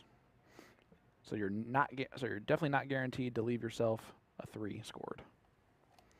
Great first start by Christy. Unable to follow it though. 66. Probably the most polarizing score you can get in darts, because if it's the last start in the trip 20, it's a great score. If it's the first start, it's a horrible score. It's all about perspective on that 66. Paula Murphy was the only female invited to the ESPN Bull Shooter, which surprised me, not because she was the one picked, but because she was the only one invited. Actually, I think that Chrissy was invited as Was well. she? And And then I think that she had a previous obligation, if I saw the Facebook page right. okay, So don't quote me there, but I think I'm sure on that one. you heard it here first. Fact. Will Stewart with the breaking news. Fact. Interviewed Chrissy personally to get her side of the story. Prior obligations. Oh my word. And Paul actually defeated Johnny Lackey on the loser side. Yeah, it was nice to see her get through and advance at least a couple stages there. Yeah, absolutely. I mean, Let's be honest, that room was talented. to And- say the least. Yeah. Yeah, Chrissy was invited. We did. Someone we did get confirming right. that. Guys, it won't be the first time I'm wrong, and it definitely won't be the last.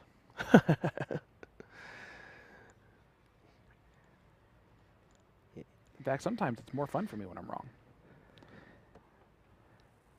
Danny Womack just trying to hit a big treble there. Solid 57. I think the only, honestly, if I would nitpick anything from Danny's game, is that she does pull that dart a little bit too low towards her shoulder. Yeah, otherwise he has a very textbook throw. Yeah. You're absolutely right. Exactly. Exactly. Very textbook. Neil Big Boy asking, did Lobby win?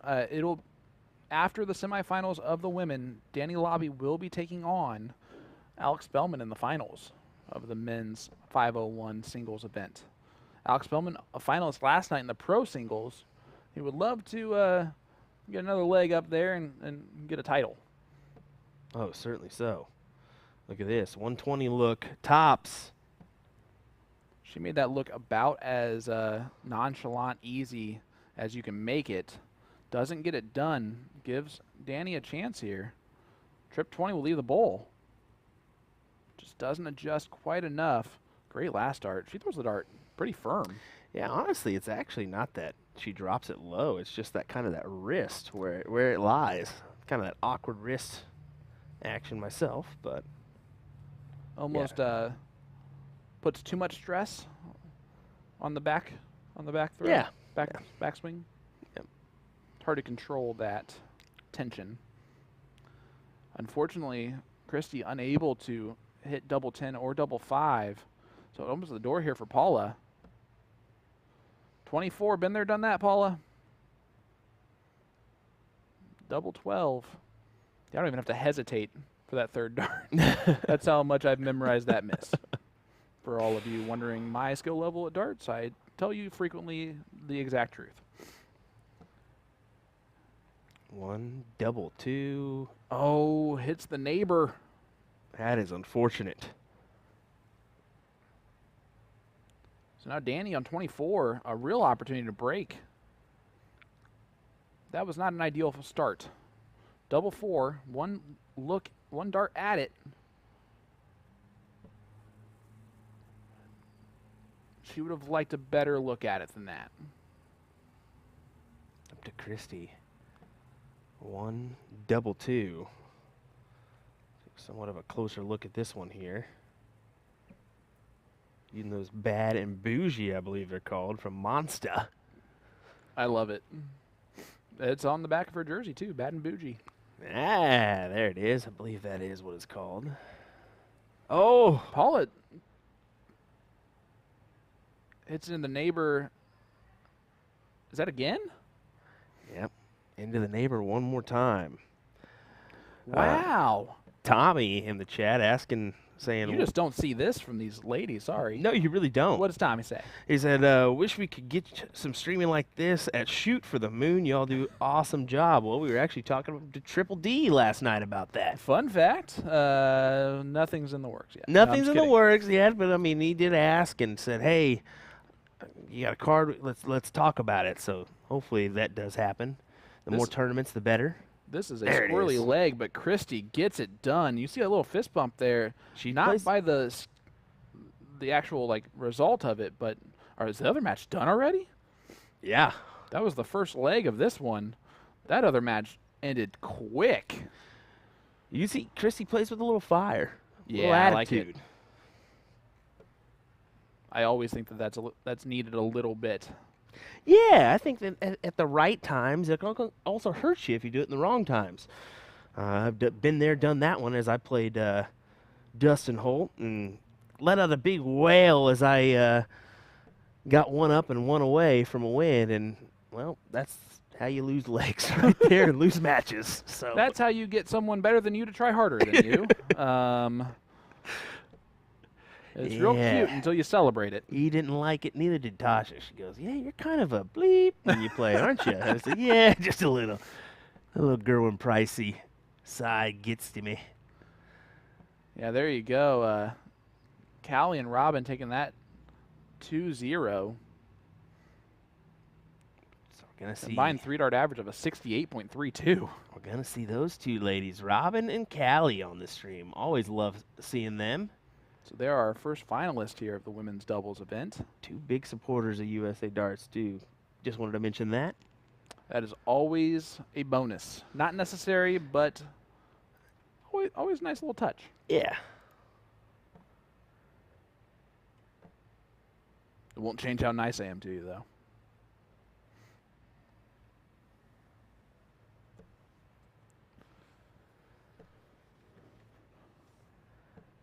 Appreciate all you guys tuning in. 150 on YouTube, 200 on Facebook. Great viewership.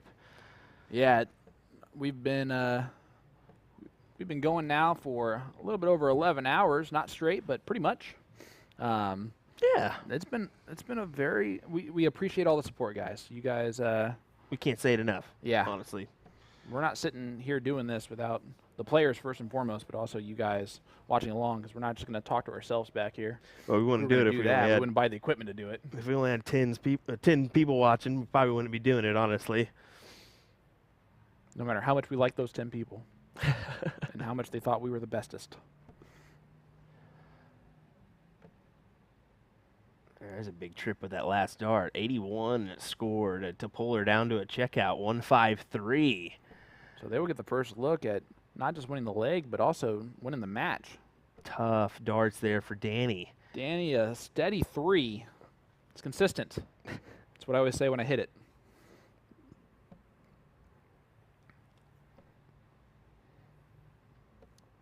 Christy gets quite the lean into her throw. Yeah, she really does. And if you watch her, honestly, I wish we had the cutaway shot because you could see how she's MVG with it. She's up there on the Aki.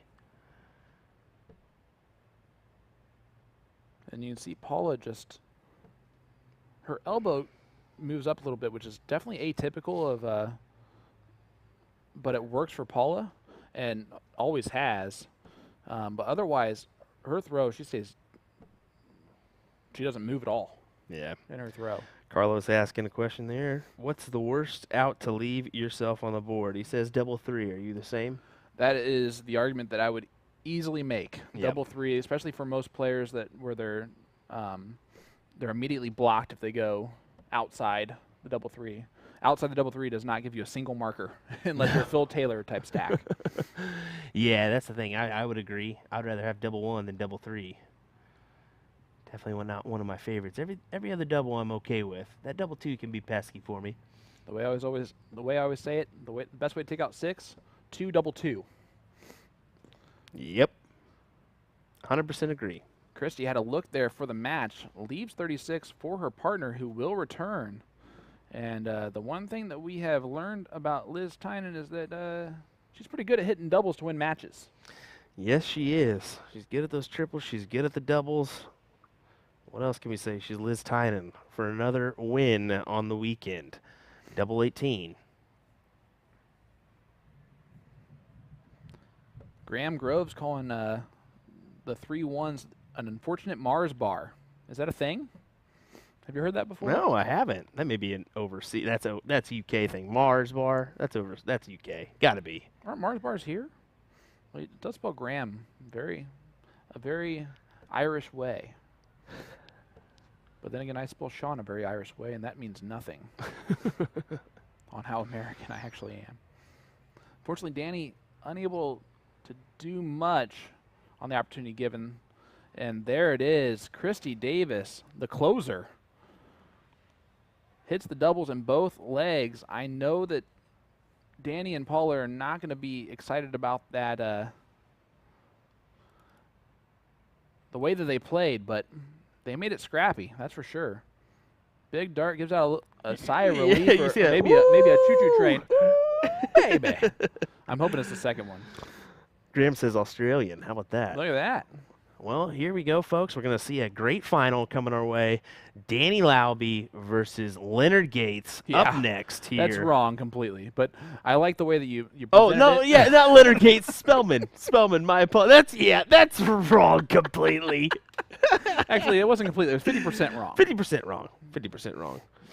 50% of the time, you're right every time. As Gates met Spellman in the semifinals. So, Spellman averaged 96 in that Indeed. win. Two Soldiers 96. We're going to look for a lot of great darts here in the finals. Danny Lauby Jr., Alex Bellman, completely different styles of throws. And it's gonna set up for quite the final. So don't go anywhere. Hit that share button. Let everyone know the men's singles finals coming up right now in the next 5 minutes, depending on how long they take to warm up, which in the Igloo could be an hour because it never gets above 55. That's the motto of this building.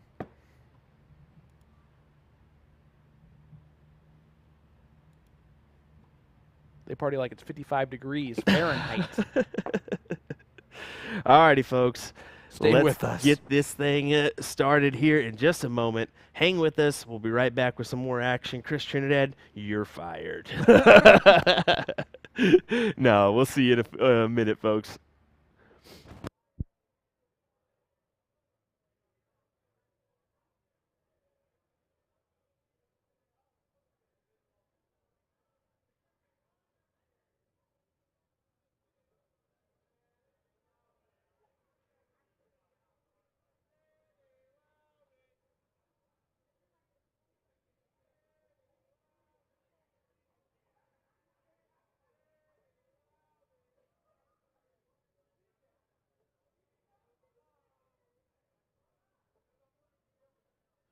Welcome back to the 33rd Annual Music City Classic, the men's singles finals, 501. It is a race to 6 here in the finals. Best of 11 legs. Alex Bellman, ESPN athlete, up for an ESPY for his championship at the Bull Shooter Shootout yesterday, live on ESPN. Danny Lobby Jr., 2 World Darts Championship appearances, 1 Continental Cup title, numerous CDC titles, 2 World Cup of Darts appearances. The accolades are numerous for both of these gentlemen.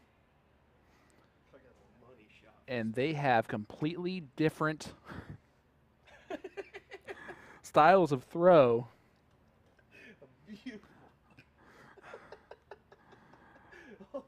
Danny throws about as fast as one can.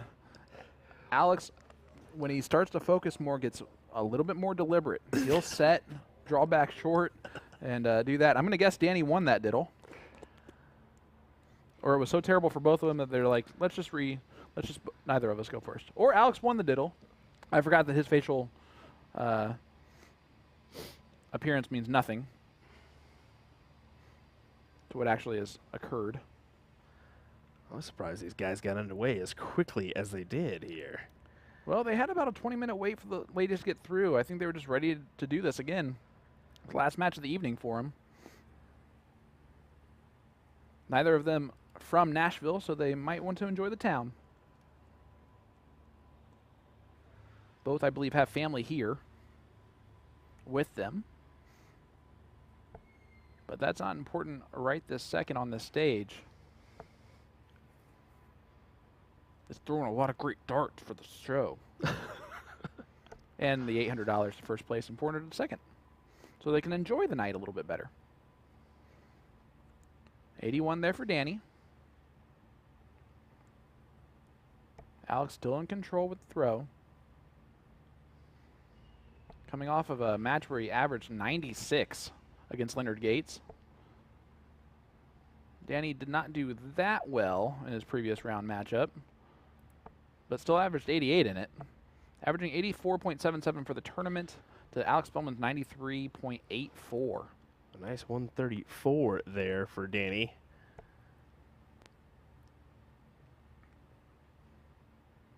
Going downstairs is Spellman here.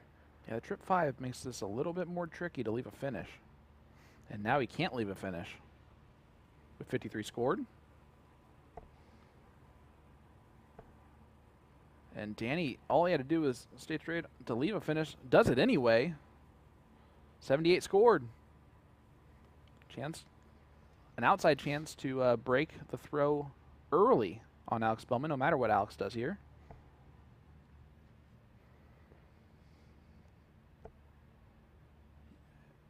Again, what you can notice about Alex Bellman is that he will go to a different level of focus when he needs to, where he is no longer reacting positively or negatively to his darts. It's almost a trance that he goes into. Oh, misses the big number. That's a rarity for Spellman. Yeah, that's, I mean, still covers it perfectly, of course, but yeah, that's a huge opening here for Danny. Takes the time to move over, which is so smart for him, and hits that right side of the double 20. Breaks the throw right away. And fires right back with a 140. Should have no-looked it. He went against his his. I would have loved to see it. You see that? I love it. I got it. And ends up with a 131 there. You know how I know? Because Trish didn't. Because Trish didn't. That's why. Danny right back firing in the triples. There's a 180. That's a 180. That's awesome. Got to give the homage there to AE himself. I'll give one to Jay Wall. Brilliant!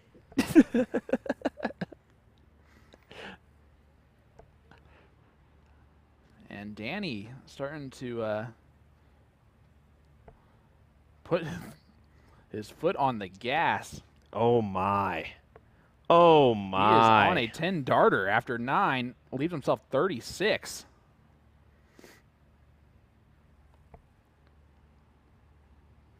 Yeah, he's like, where was that at? Yeah, with how his dart lays real flat, he has completely blocked himself on being able to leave the big fish pretty much, and that is confirmed now.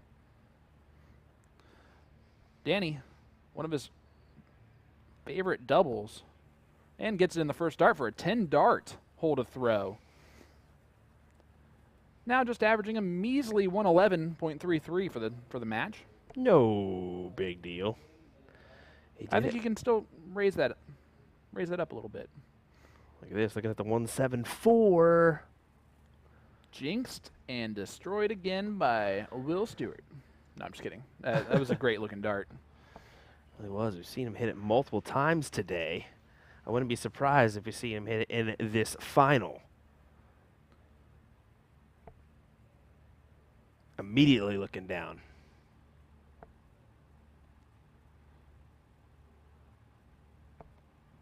Stays there and collects the trip 19. Danny is just finding his range. Second 180 of the match. Boom goes the dynamite. Danny Lobby Jr. gets right back into this leg. But Alex is going to run just as fast. Let's just do some back-to-back 180s. Here we go, folks. Here we go. For those of you who do not know, darts is not this easy. Thought I'd point that out now. It really isn't, but they're sure making it or acting like it is, as these facial features are something else. Danny, unfortunate miss on those last two, does not leave a checkout. So Alex can just tee it up here.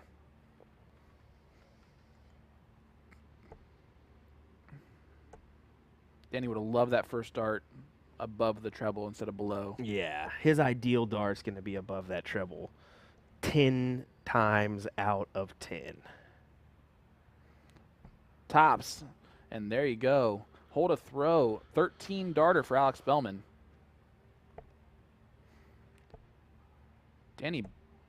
Alex barely got past him before he throws in a 140. So quick. Still averaging well above a ton at 107 pretty much.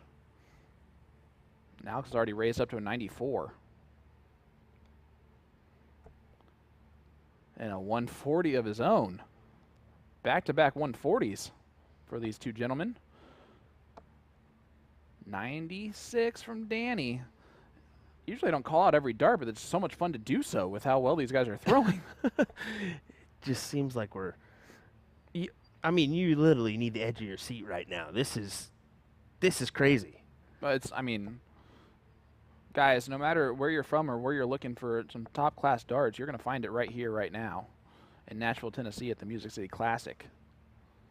Just the talent level of these two individuals. And I wouldn't be surprised if we see Spellman, make that challenge of going overseas, trying out his hand. Why not? He's got that ability now. I hope that he does.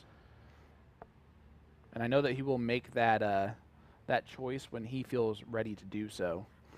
It can't be rushed. You got to have a plan of action, and not only that, but a plan if you do get it as well. Because if you do get it and it surprises you, then you're on a hectic 2 years. Oh, absolutely. And you're throwing yourself way into a fire there doing that. And hats off to our PDC pros from North America that are doing that currently. Alex cannot finish that 147, so Danny will get a look at the 120 to hold his throw. And based on how both these guys have been throwing, great setup to leave 50. This might go. Does go. Oh. Shanghai's the 20s You see for that, a 15 dart hole to throw. that oh so subtle Oh, that's a huge, bump. huge stop to the momentum. Because Alex hits that 19 times out of 20 if he comes back to it. 139 opening. And that's also why it's huge, because Danny only has to hold his throw. If he holds his throw from this point forward, he wins. It allows him to play a little bit looser. And I guarantee you we're going to start seeing Alex become just a touch more deliberate, and you can already see the focus, just the intensity has changed on his face. A 180. These guys are... They're giving us the maximums, aren't they? I mean, we should have a PDC ticker with how many 180s these guys are hitting. I wish we did, but I'd have trouble keeping up at this point. My goodness. Folks, are you not entertained? Alex, smart dart. I was hoping you'd hit the trip 20 again so he'd have an opportunity to leave 2. Danny, But instead, he's going to be reasonable about it. Danny is going to try and pressure the 78. Leaves a doable out. A very doable out. 75 remaining. He's got options on how he goes about this. Oh. That's not one of them. That's not one of them. What does it say? Whoa. All right, 124. Trip 18. Bullseye. Oh! And he hits it. Sticks the 124 to take a 4-1 lead. Breaks the throw again. It's not surprising, honestly, the way that Look at these averages, dude. that's the thing about it. It's like, it's not surprising with the way he's playing that he hit that. A 108 average currently. Spellman with a 101 average. 4-1 lead in this race to 6 leg final at the Music City Classic. Wow. These two gentlemen are putting on an absolute show. A clinic. See how fast he took back that last dart and hits the trip 20. Danny Lobby Jr. is in a zone of his own right now. But Alex can do the exact same thing. If you would have told Alex at the start of this match you're going to average 101.48, he would not be thinking he's down 4-1 at this point. Yep.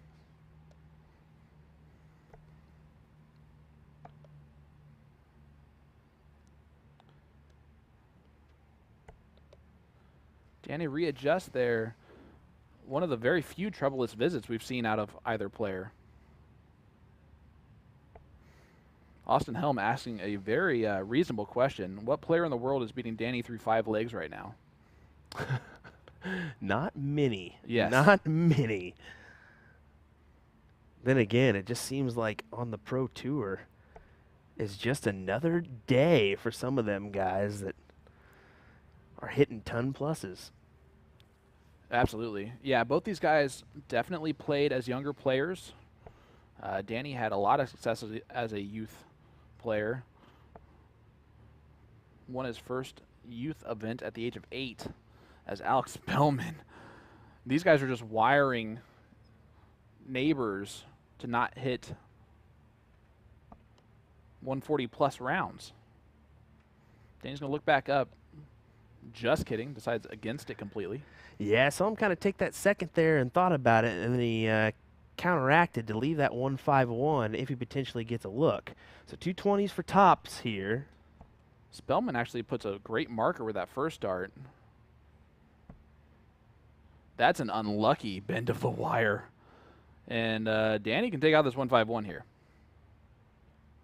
Ideally. Not anymore.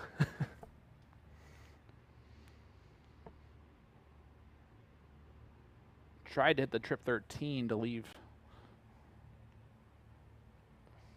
a good finish. Alex thinking every dart's going in at this point with how well he's playing. Not that one. Double 5.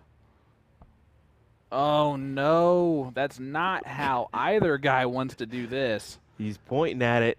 He knows. 13, 12 for Bull. Sorry. Danny has to move over. That's awkward. Back. That could not be more in the middle of the bullseye. Oh my God, he did the last one too on that 124. It seems like it was identical spots. 5-1 scoreline here. The average drops as a touch for both these guys, but both these guys kissing a ton average through 6 legs. This is incredible. As he even informed Scott Hanish to come in here. And unfazed. What is going here. on? Alex Bellman. So upset they didn't hit a 177. But he'll be happy to see Danny only hit 60. But quite honestly, he's not worried about that at all right now. He needs to take this one leg at a time. By the way, this is exactly how Alex Bellman's CDC tour has been this year. He'll average 101 through 4 legs or 5 legs, or 97 through 6 legs. And he always is being beaten by the best of his opponent.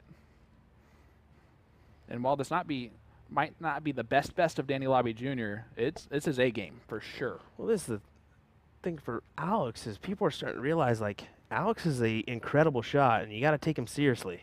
Alex is so good that that second dart was a bad dart that flighted into the trip 20.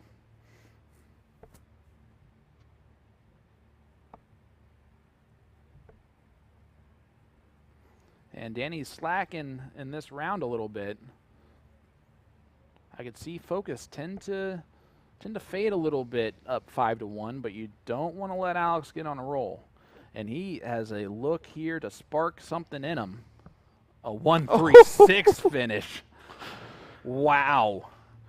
Are you not entertained? This is amazing. Is that good? I do that a lot.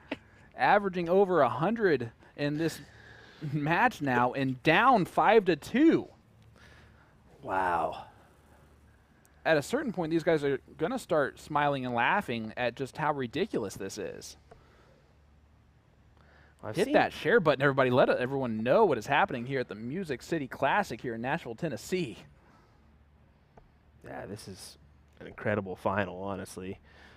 We saw on our live stream Danny Lobby pull out this performance in the final against Gary Moss in Cherry Bomb.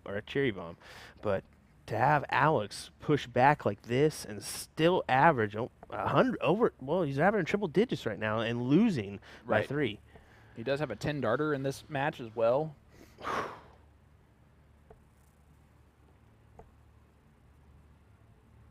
Danny's not happy with that. He's landing below that treble now, and that can be a difficult dart to work around, but he works around it there. Yeah, normally a ton is fantastic. In this match, it's almost like making par on a golf hole. Mm-hmm. Even par is 1 triple.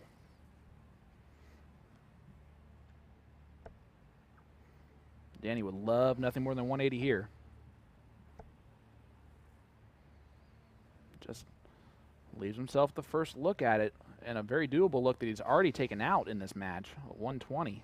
Yeah, he's taken it out once. He can do it again. There's no holding him back.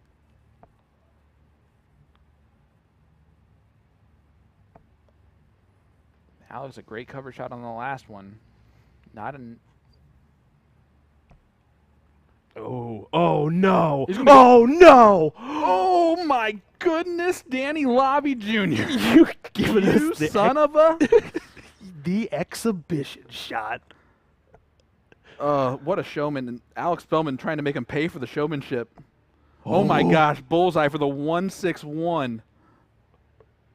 Oh my gosh, guys, what are we watching right now? This is absolutely ridiculous. Danny double 10. He thought that he was going to make him pay for that hands down, and now Danny needs his favorite double not to fail him here. And it does so. He can't believe it. He can't believe it. He went from wiring double, double, double to most likely being broken. And honestly, I love Danny, but I'm okay with this because I want to see more of this. I want to see level more. of play, I want to man. see more. 17 dart break is a gift. I'll be the first to say that. In this match, that is a gift. It's actually a re-gift because Alex gave Danny that gift in leg number 1. Alex now down only 1 break a throw.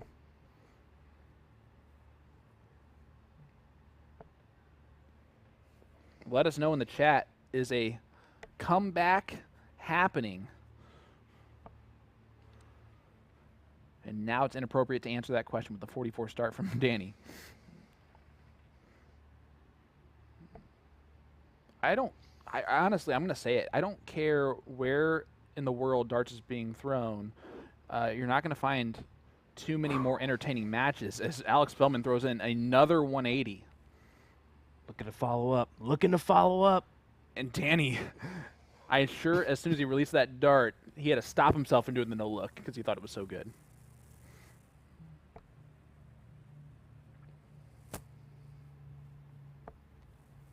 The 134 would have been perfect. Goes for the bull. Very smart setup dart on dart number 3, just in case Danny fires in exactly what Danny's going to do here. Another 140 to put himself on a finish. He's already had 2 bull finishes, and I was wrong by 10 points. Unfortunate when that happens, you know. Alex will be back, no matter what he does here. Love a trip 20 on dart number 3.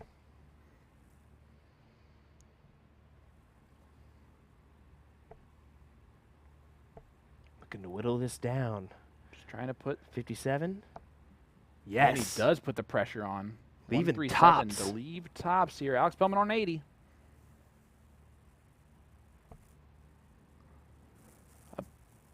Not ideal. Not ideal first start on 80.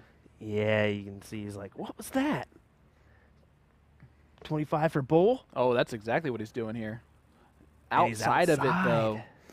So Danny Lobby will have 3 darts at a victory. Just when we thought the momentum was shifting right back.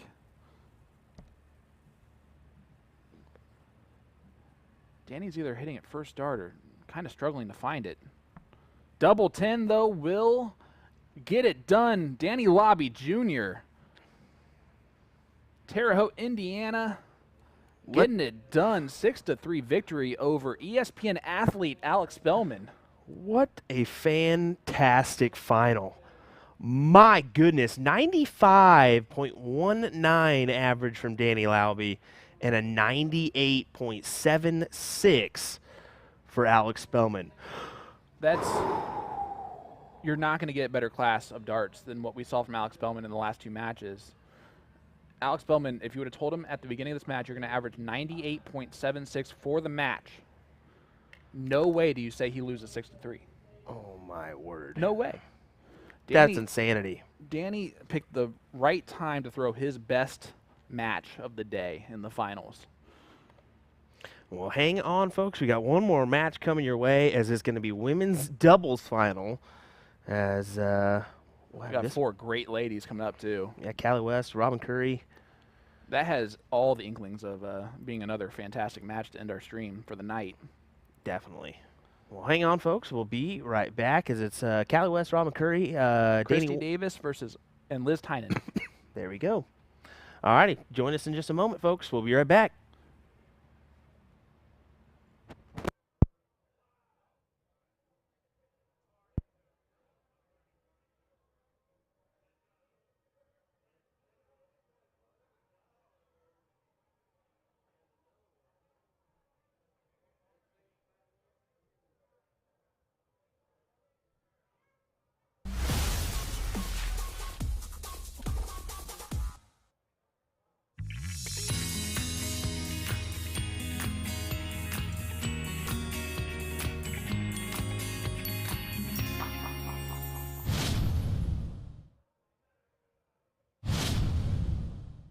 So you want to get into darts, but you're not sure how. We can definitely help with that. We're usadartsproduction, and we've been a dart specialty store for over 30 years. We have the greatest variety of darts in the country. But don't worry, we can narrow down that selection for you, whether you're a complete beginner or a full-on expert. We developed our own Colonial brand to offer an inexpensive line of darts, dartboards, and accessories, so you can get into the game without breaking the bank. Join our amazing community by going to azdarts.com.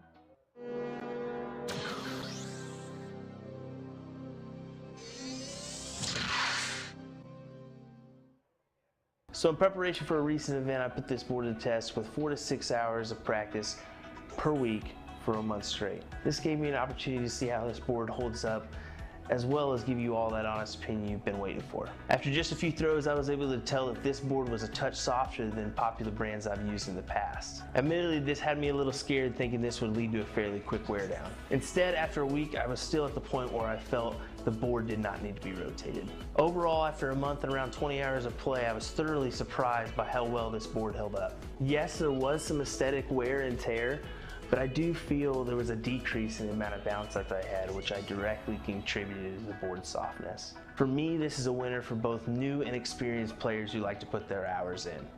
Alrighty folks, don't forget we're your partner in darts. If you have any questions, comments, or concerns, don't hesitate to reach out. Thanks for watching.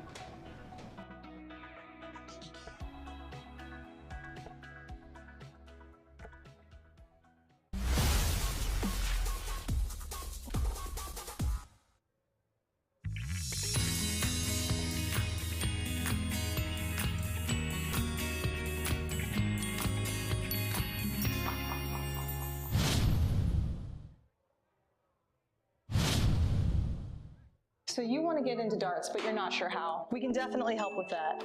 We're usadartsproduction, and we've been a darts specialty store for over 30 years. We have the greatest variety of darts in the country. But don't worry, we can narrow down that selection for you, whether you're a complete beginner or a full-on expert. We developed our own Colonial brand to offer an inexpensive line of darts, dartboards, and accessories, so you can get into the game without breaking the bank. Join our amazing community by going to usadartsproduction.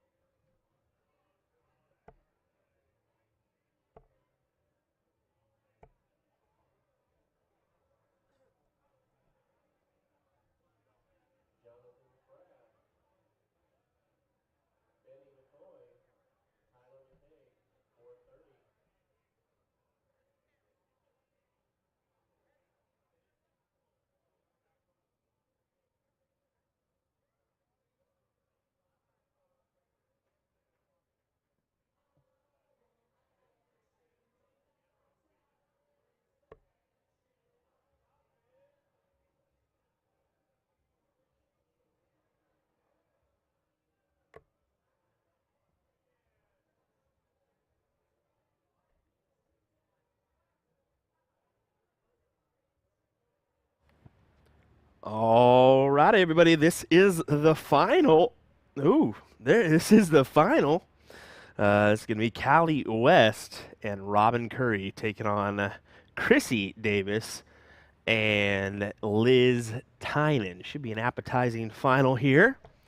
These ladies have made it through the doubles brackets into this one. So, yeah, looking forward to an exciting final here. As, yeah, they didn't waste any hesitation at all, Sean. And our final match of the day here at the 33rd Annual Music City Classic. Man, that's going to be a tough act to follow.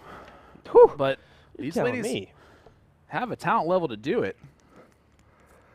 Well, we were out there just having a quick chat with Alex Bellman. What do you have to say about the darts he just threw there?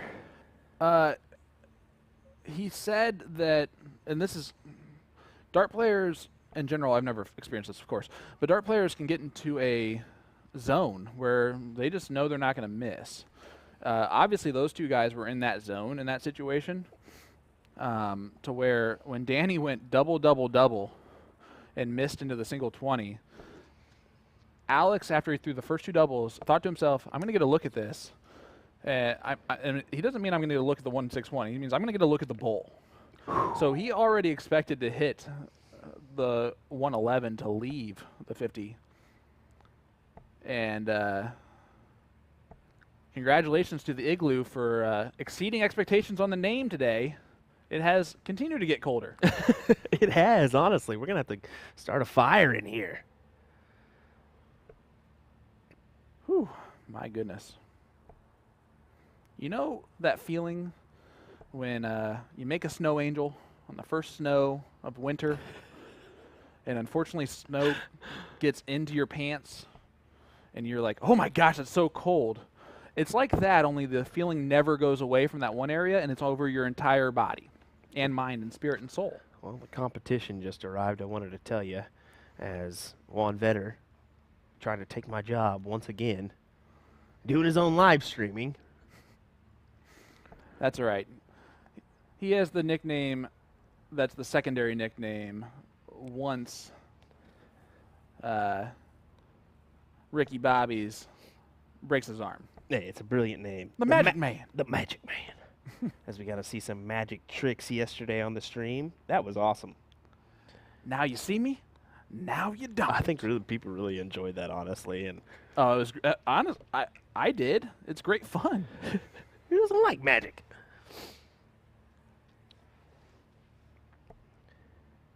People lived in Salem in the 1700s, that's for sure. They were against it. Almost to an extreme level, I think. Well, we have our first standing in front of the camera situation there for a long period of time. What's up, Tyler Gates? See him in there. Heather Howard saying that was pure entertainment for that Danny Lobby Alex Bellman match. Donna saying fabulous match, wow. Michael giving a huge shout out to Kevin Wilkinson. I agree. That had to be a tough match to chalk, honestly. Yeah, it certainly had to have been. I mean, whew. Other than all the 180s. I'm gonna say I would have paid to see that match in person. You know what I'm saying? Yeah, oh, definitely. Like That's PDC level entertainment oh, right absolutely it is. there. Robin looking at 70 here. My preferred's trip 10, double top. Yeah, it's what do you prefer? Do you like tops or do you like the 16s? She would prefer the 16 side of the board. Leave 66. 16 will leave the bowl. 24 scored leaves 42, so not a finish.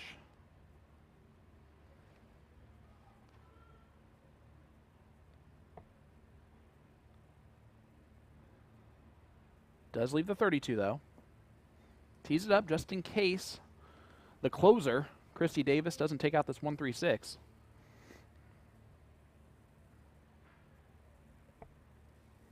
Kat Merrill, unfortunately, says, that was an amazing match, and then my battery died and I missed the end. Oh, my word. I would have thrown my phone. Well, at least I would need a new phone. We have the replay option, so you can always go back in and catch another highlight if you want. 24. They've really gone that Sean Green route tonight, more often than not on the 32. The old 8 double 12.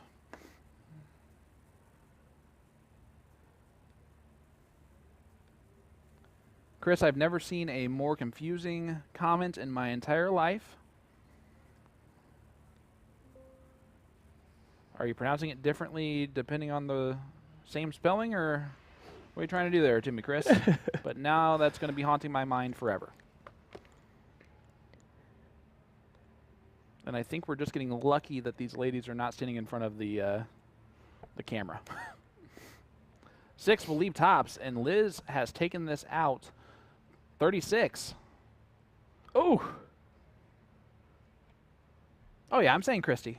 If it's sounding like Chrissy, it's just because I have a little slur on my S's. So I apologize. I'm trying to say it correctly. It is Doing hard. my best. I think I walked over and said Katie by accident. So that it doesn't get much butchery than that. I don't know. Dirachi was pretty bad. Dirachi was real bad. But that was funny. It was a good attempt to, like, you were just like, I'm just going to go for it, see what happens. And there it is. Hits the double 6 on dart number 3. Robin seemed very nonchalant about hitting it, but they do take a 1-0 advantage in the finals. And that view is not going to help things at all. No, it is not. I told you we were getting lucky about it. It's definitely Callie doing it because she walked away, and then so just make sure to yell at her.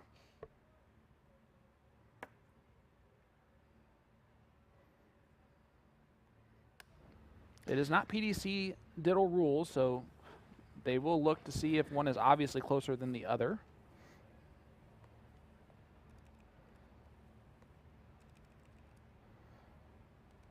And for the first time and forever, Will is actually not taking the steps necessary to tell the ladies about where to stand so that we don't have that blockage happen in a big moment. I think it was just for that bull. Okay. Hey, we'll see. We'll see. We'll see.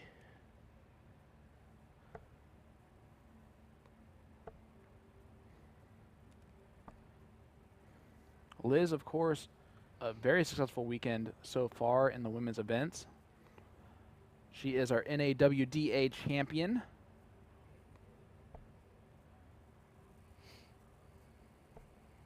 And then she also won the singles today for the ladies. Christy has been a fantastic finisher.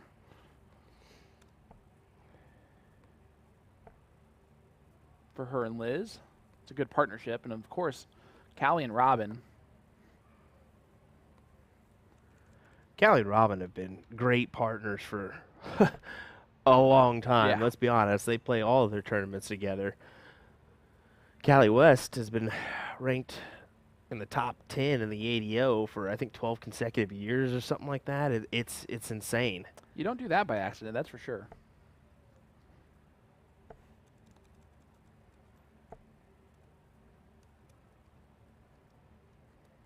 Then you have Liz, who is arguably the best female dart player in the Midwest.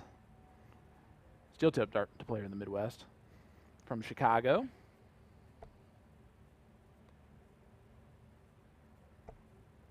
I'm putting you on the spot. Where's Robin and Callie?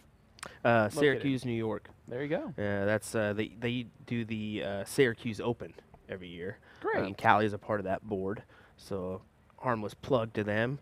Actually, some people don't know is Robin's actually from Canada. Really? Yeah. She actually has one of her player jerseys from Magic Wear. That's USA as an EH. I love that. Yeah, That's hilarious. It's very cool. Go check those out if you get time because it is a funny.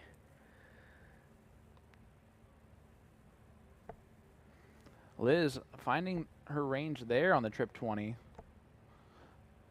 Just a little bit scrappy from both pairs here in the final. Race to 2. Robin, a very deliberate throw. It's so smooth, though. Mm-hmm. So smooth. She's been playing for some time. I don't know how many years, but it's definitely 20 plus. I feel like I missed out on more time. I should have been able to see her play because it's fun to watch. 95. Big last start for Christy. Christy. Yeah. I'm just kidding. That actually, please tell me if you think I'm mispronouncing stuff. I don't take it personally at all. Most likely I am. I do, First but of I know 90% of the time I am blatantly wrong. Right. Yeah, you do it with the knowledge that you were most likely wrong. Yep. I do it with the knowledge that I'm most likely wrong too, but I say it with a confidence to where I don't even care if I am wrong. and it makes it hard for you to question me.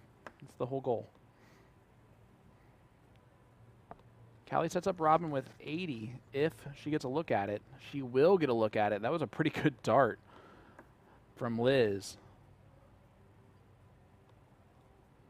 I think that if you're Robin, that 80 has to go because Christy has been closing out legs pretty nicely.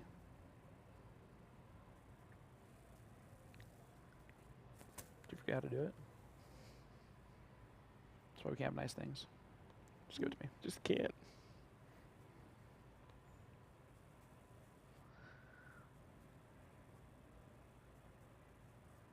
Whatever. Oh, she'll get 2 darts at a double here. Double 10. Double 5. Gonna regroup here for the win of the title. So you're saying there's a chance. Christy will get a look at the 41.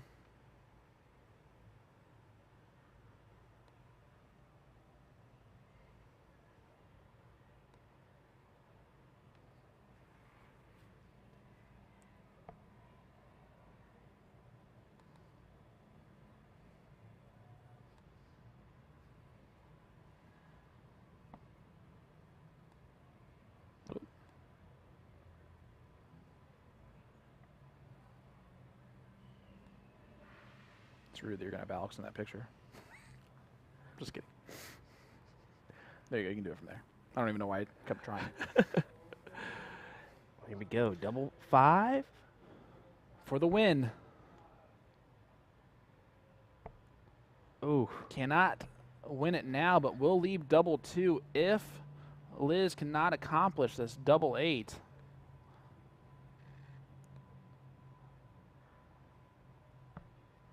And she Gets will. the double 8 on dart 1. I almost had a feeling that was going to go. They will diddle to see who will start this last leg for everything.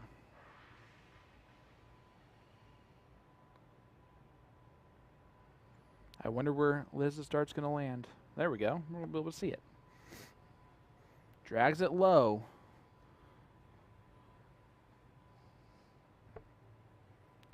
Callie way further away.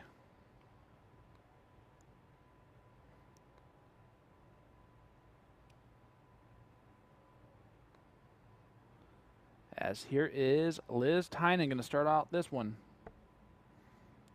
Has had such a successful weekend. Would love to be successful one more time at least. I say at least because there's still 2 more women's events tomorrow.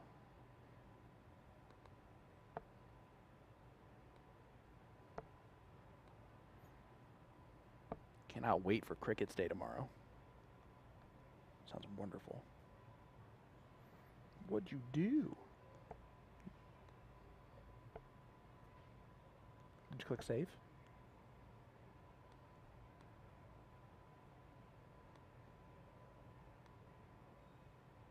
Go back to it. Should automatically switch to it. Did I do it for the wrong thing? I don't know. We'll look at it right after. Oh, never mind. You want to actually do it for the inside of this. Let's just keep talking like no one else is here. Like no one else is here. It's all right. Oh, is that what happened?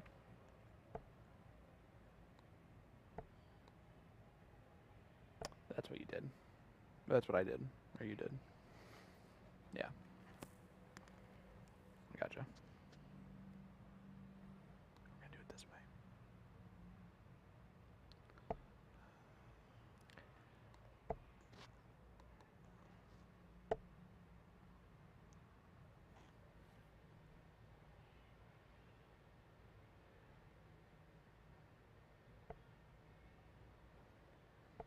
You gotta talk for me though. Hey, Because my bad. I can't multitask at all. I know you got to multitask. I just need you to find me that picture here Yeah, no problem. of him. And I'll do the Every raise. once in a while, you need Sean's help for a couple things. And when he doesn't got the answers, come on. Honestly, What this are you is good the first for? time he's ever done this, so I am worried.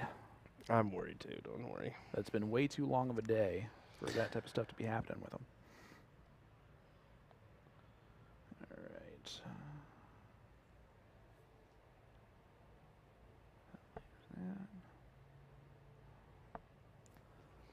Last leg decider here, the finals.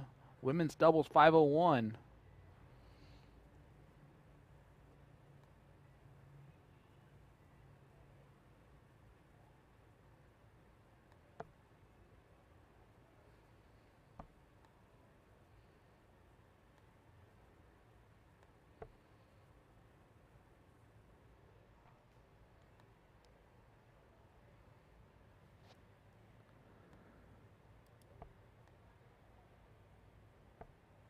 That way we don't get blocked here. We can kind of see something. This is the only time we've kind of had a questionable look at things throughout the whole weekend, which is surprising, honestly. Yeah, you're absolutely right.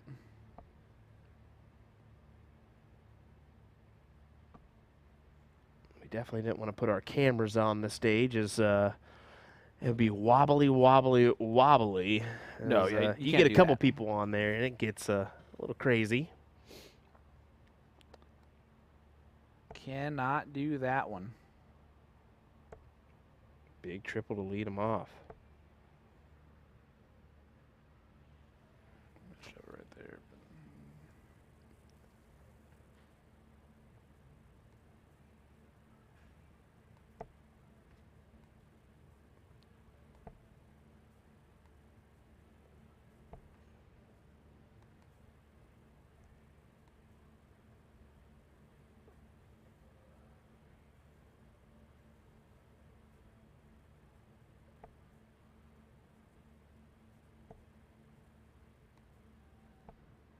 Yeah.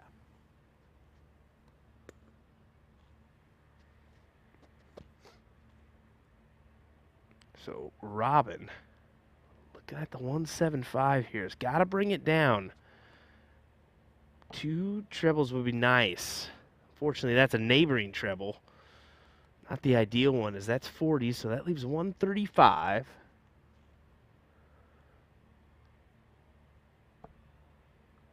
Does find the big trip 19 there.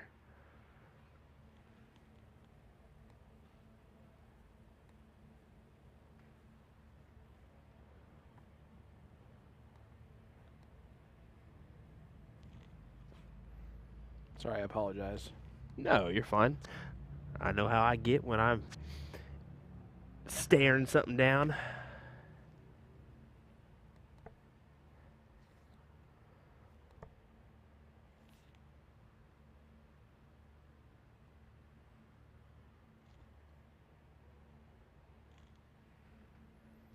should be a perfect fit. So.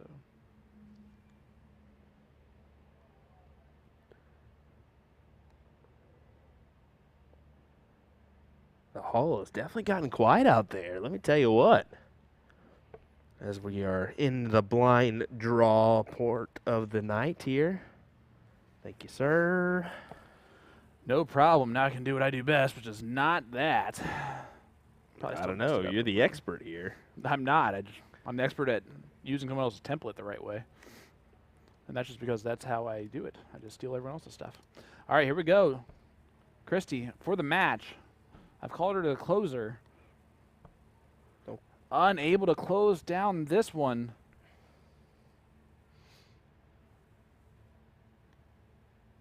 Robin Curry tops for the title. The women's doubles 501 here at the 33rd Annual Music City Classic. Inside the Igloo.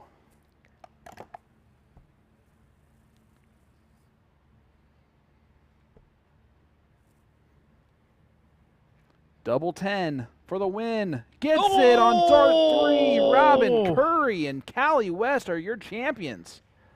What a clutch dart that was from Robin Curry as her and Callie West pull off the win in women's doubles 501. I mean, it does not get... Yeah, I mean, honestly, 51.69, that's pretty respectable average. You would like a little bit heftier than that, but, I mean, it's been a long day. It's been a long day. What is happening? All righty, folks. There we go. Good stuff. As that is actually our final match of the evening. As we're going to have some more action coming your way tomorrow. Doesn't look like we're going to have our winner slide quite ready yet. Yeah, that's my bad, guys. Nah, it's both of our faults. I think I didn't Nope, get to it in I'm enough just time. making it worse. That's what I'm doing here. We're trying to fix it. But anyway, we'll have it out for you posted on our USA Darts page momentarily. Thanks for joining us for today's coverage. It's been fun. How did I do? It's been fun. We'll see you tomorrow. What do you say, Sean? Absolutely, guys. Thank you so much for your support all day long. We've seen some great darts today. Obviously, the highlight, Danny Lobby Jr., Alex Bellman match. You want to talk about an energizer type of match there at the end? That was huge. Shout out to all of our winners today. Can't tell you how much I appreciate it, and I can't tell you how much I appreciate you having me here, bud. Hey, it's been fun so far, and we got one more day of fun left. So join us tomorrow for some more action here from the Music City Classic. We'll see you guys tomorrow. Have a great night, guys.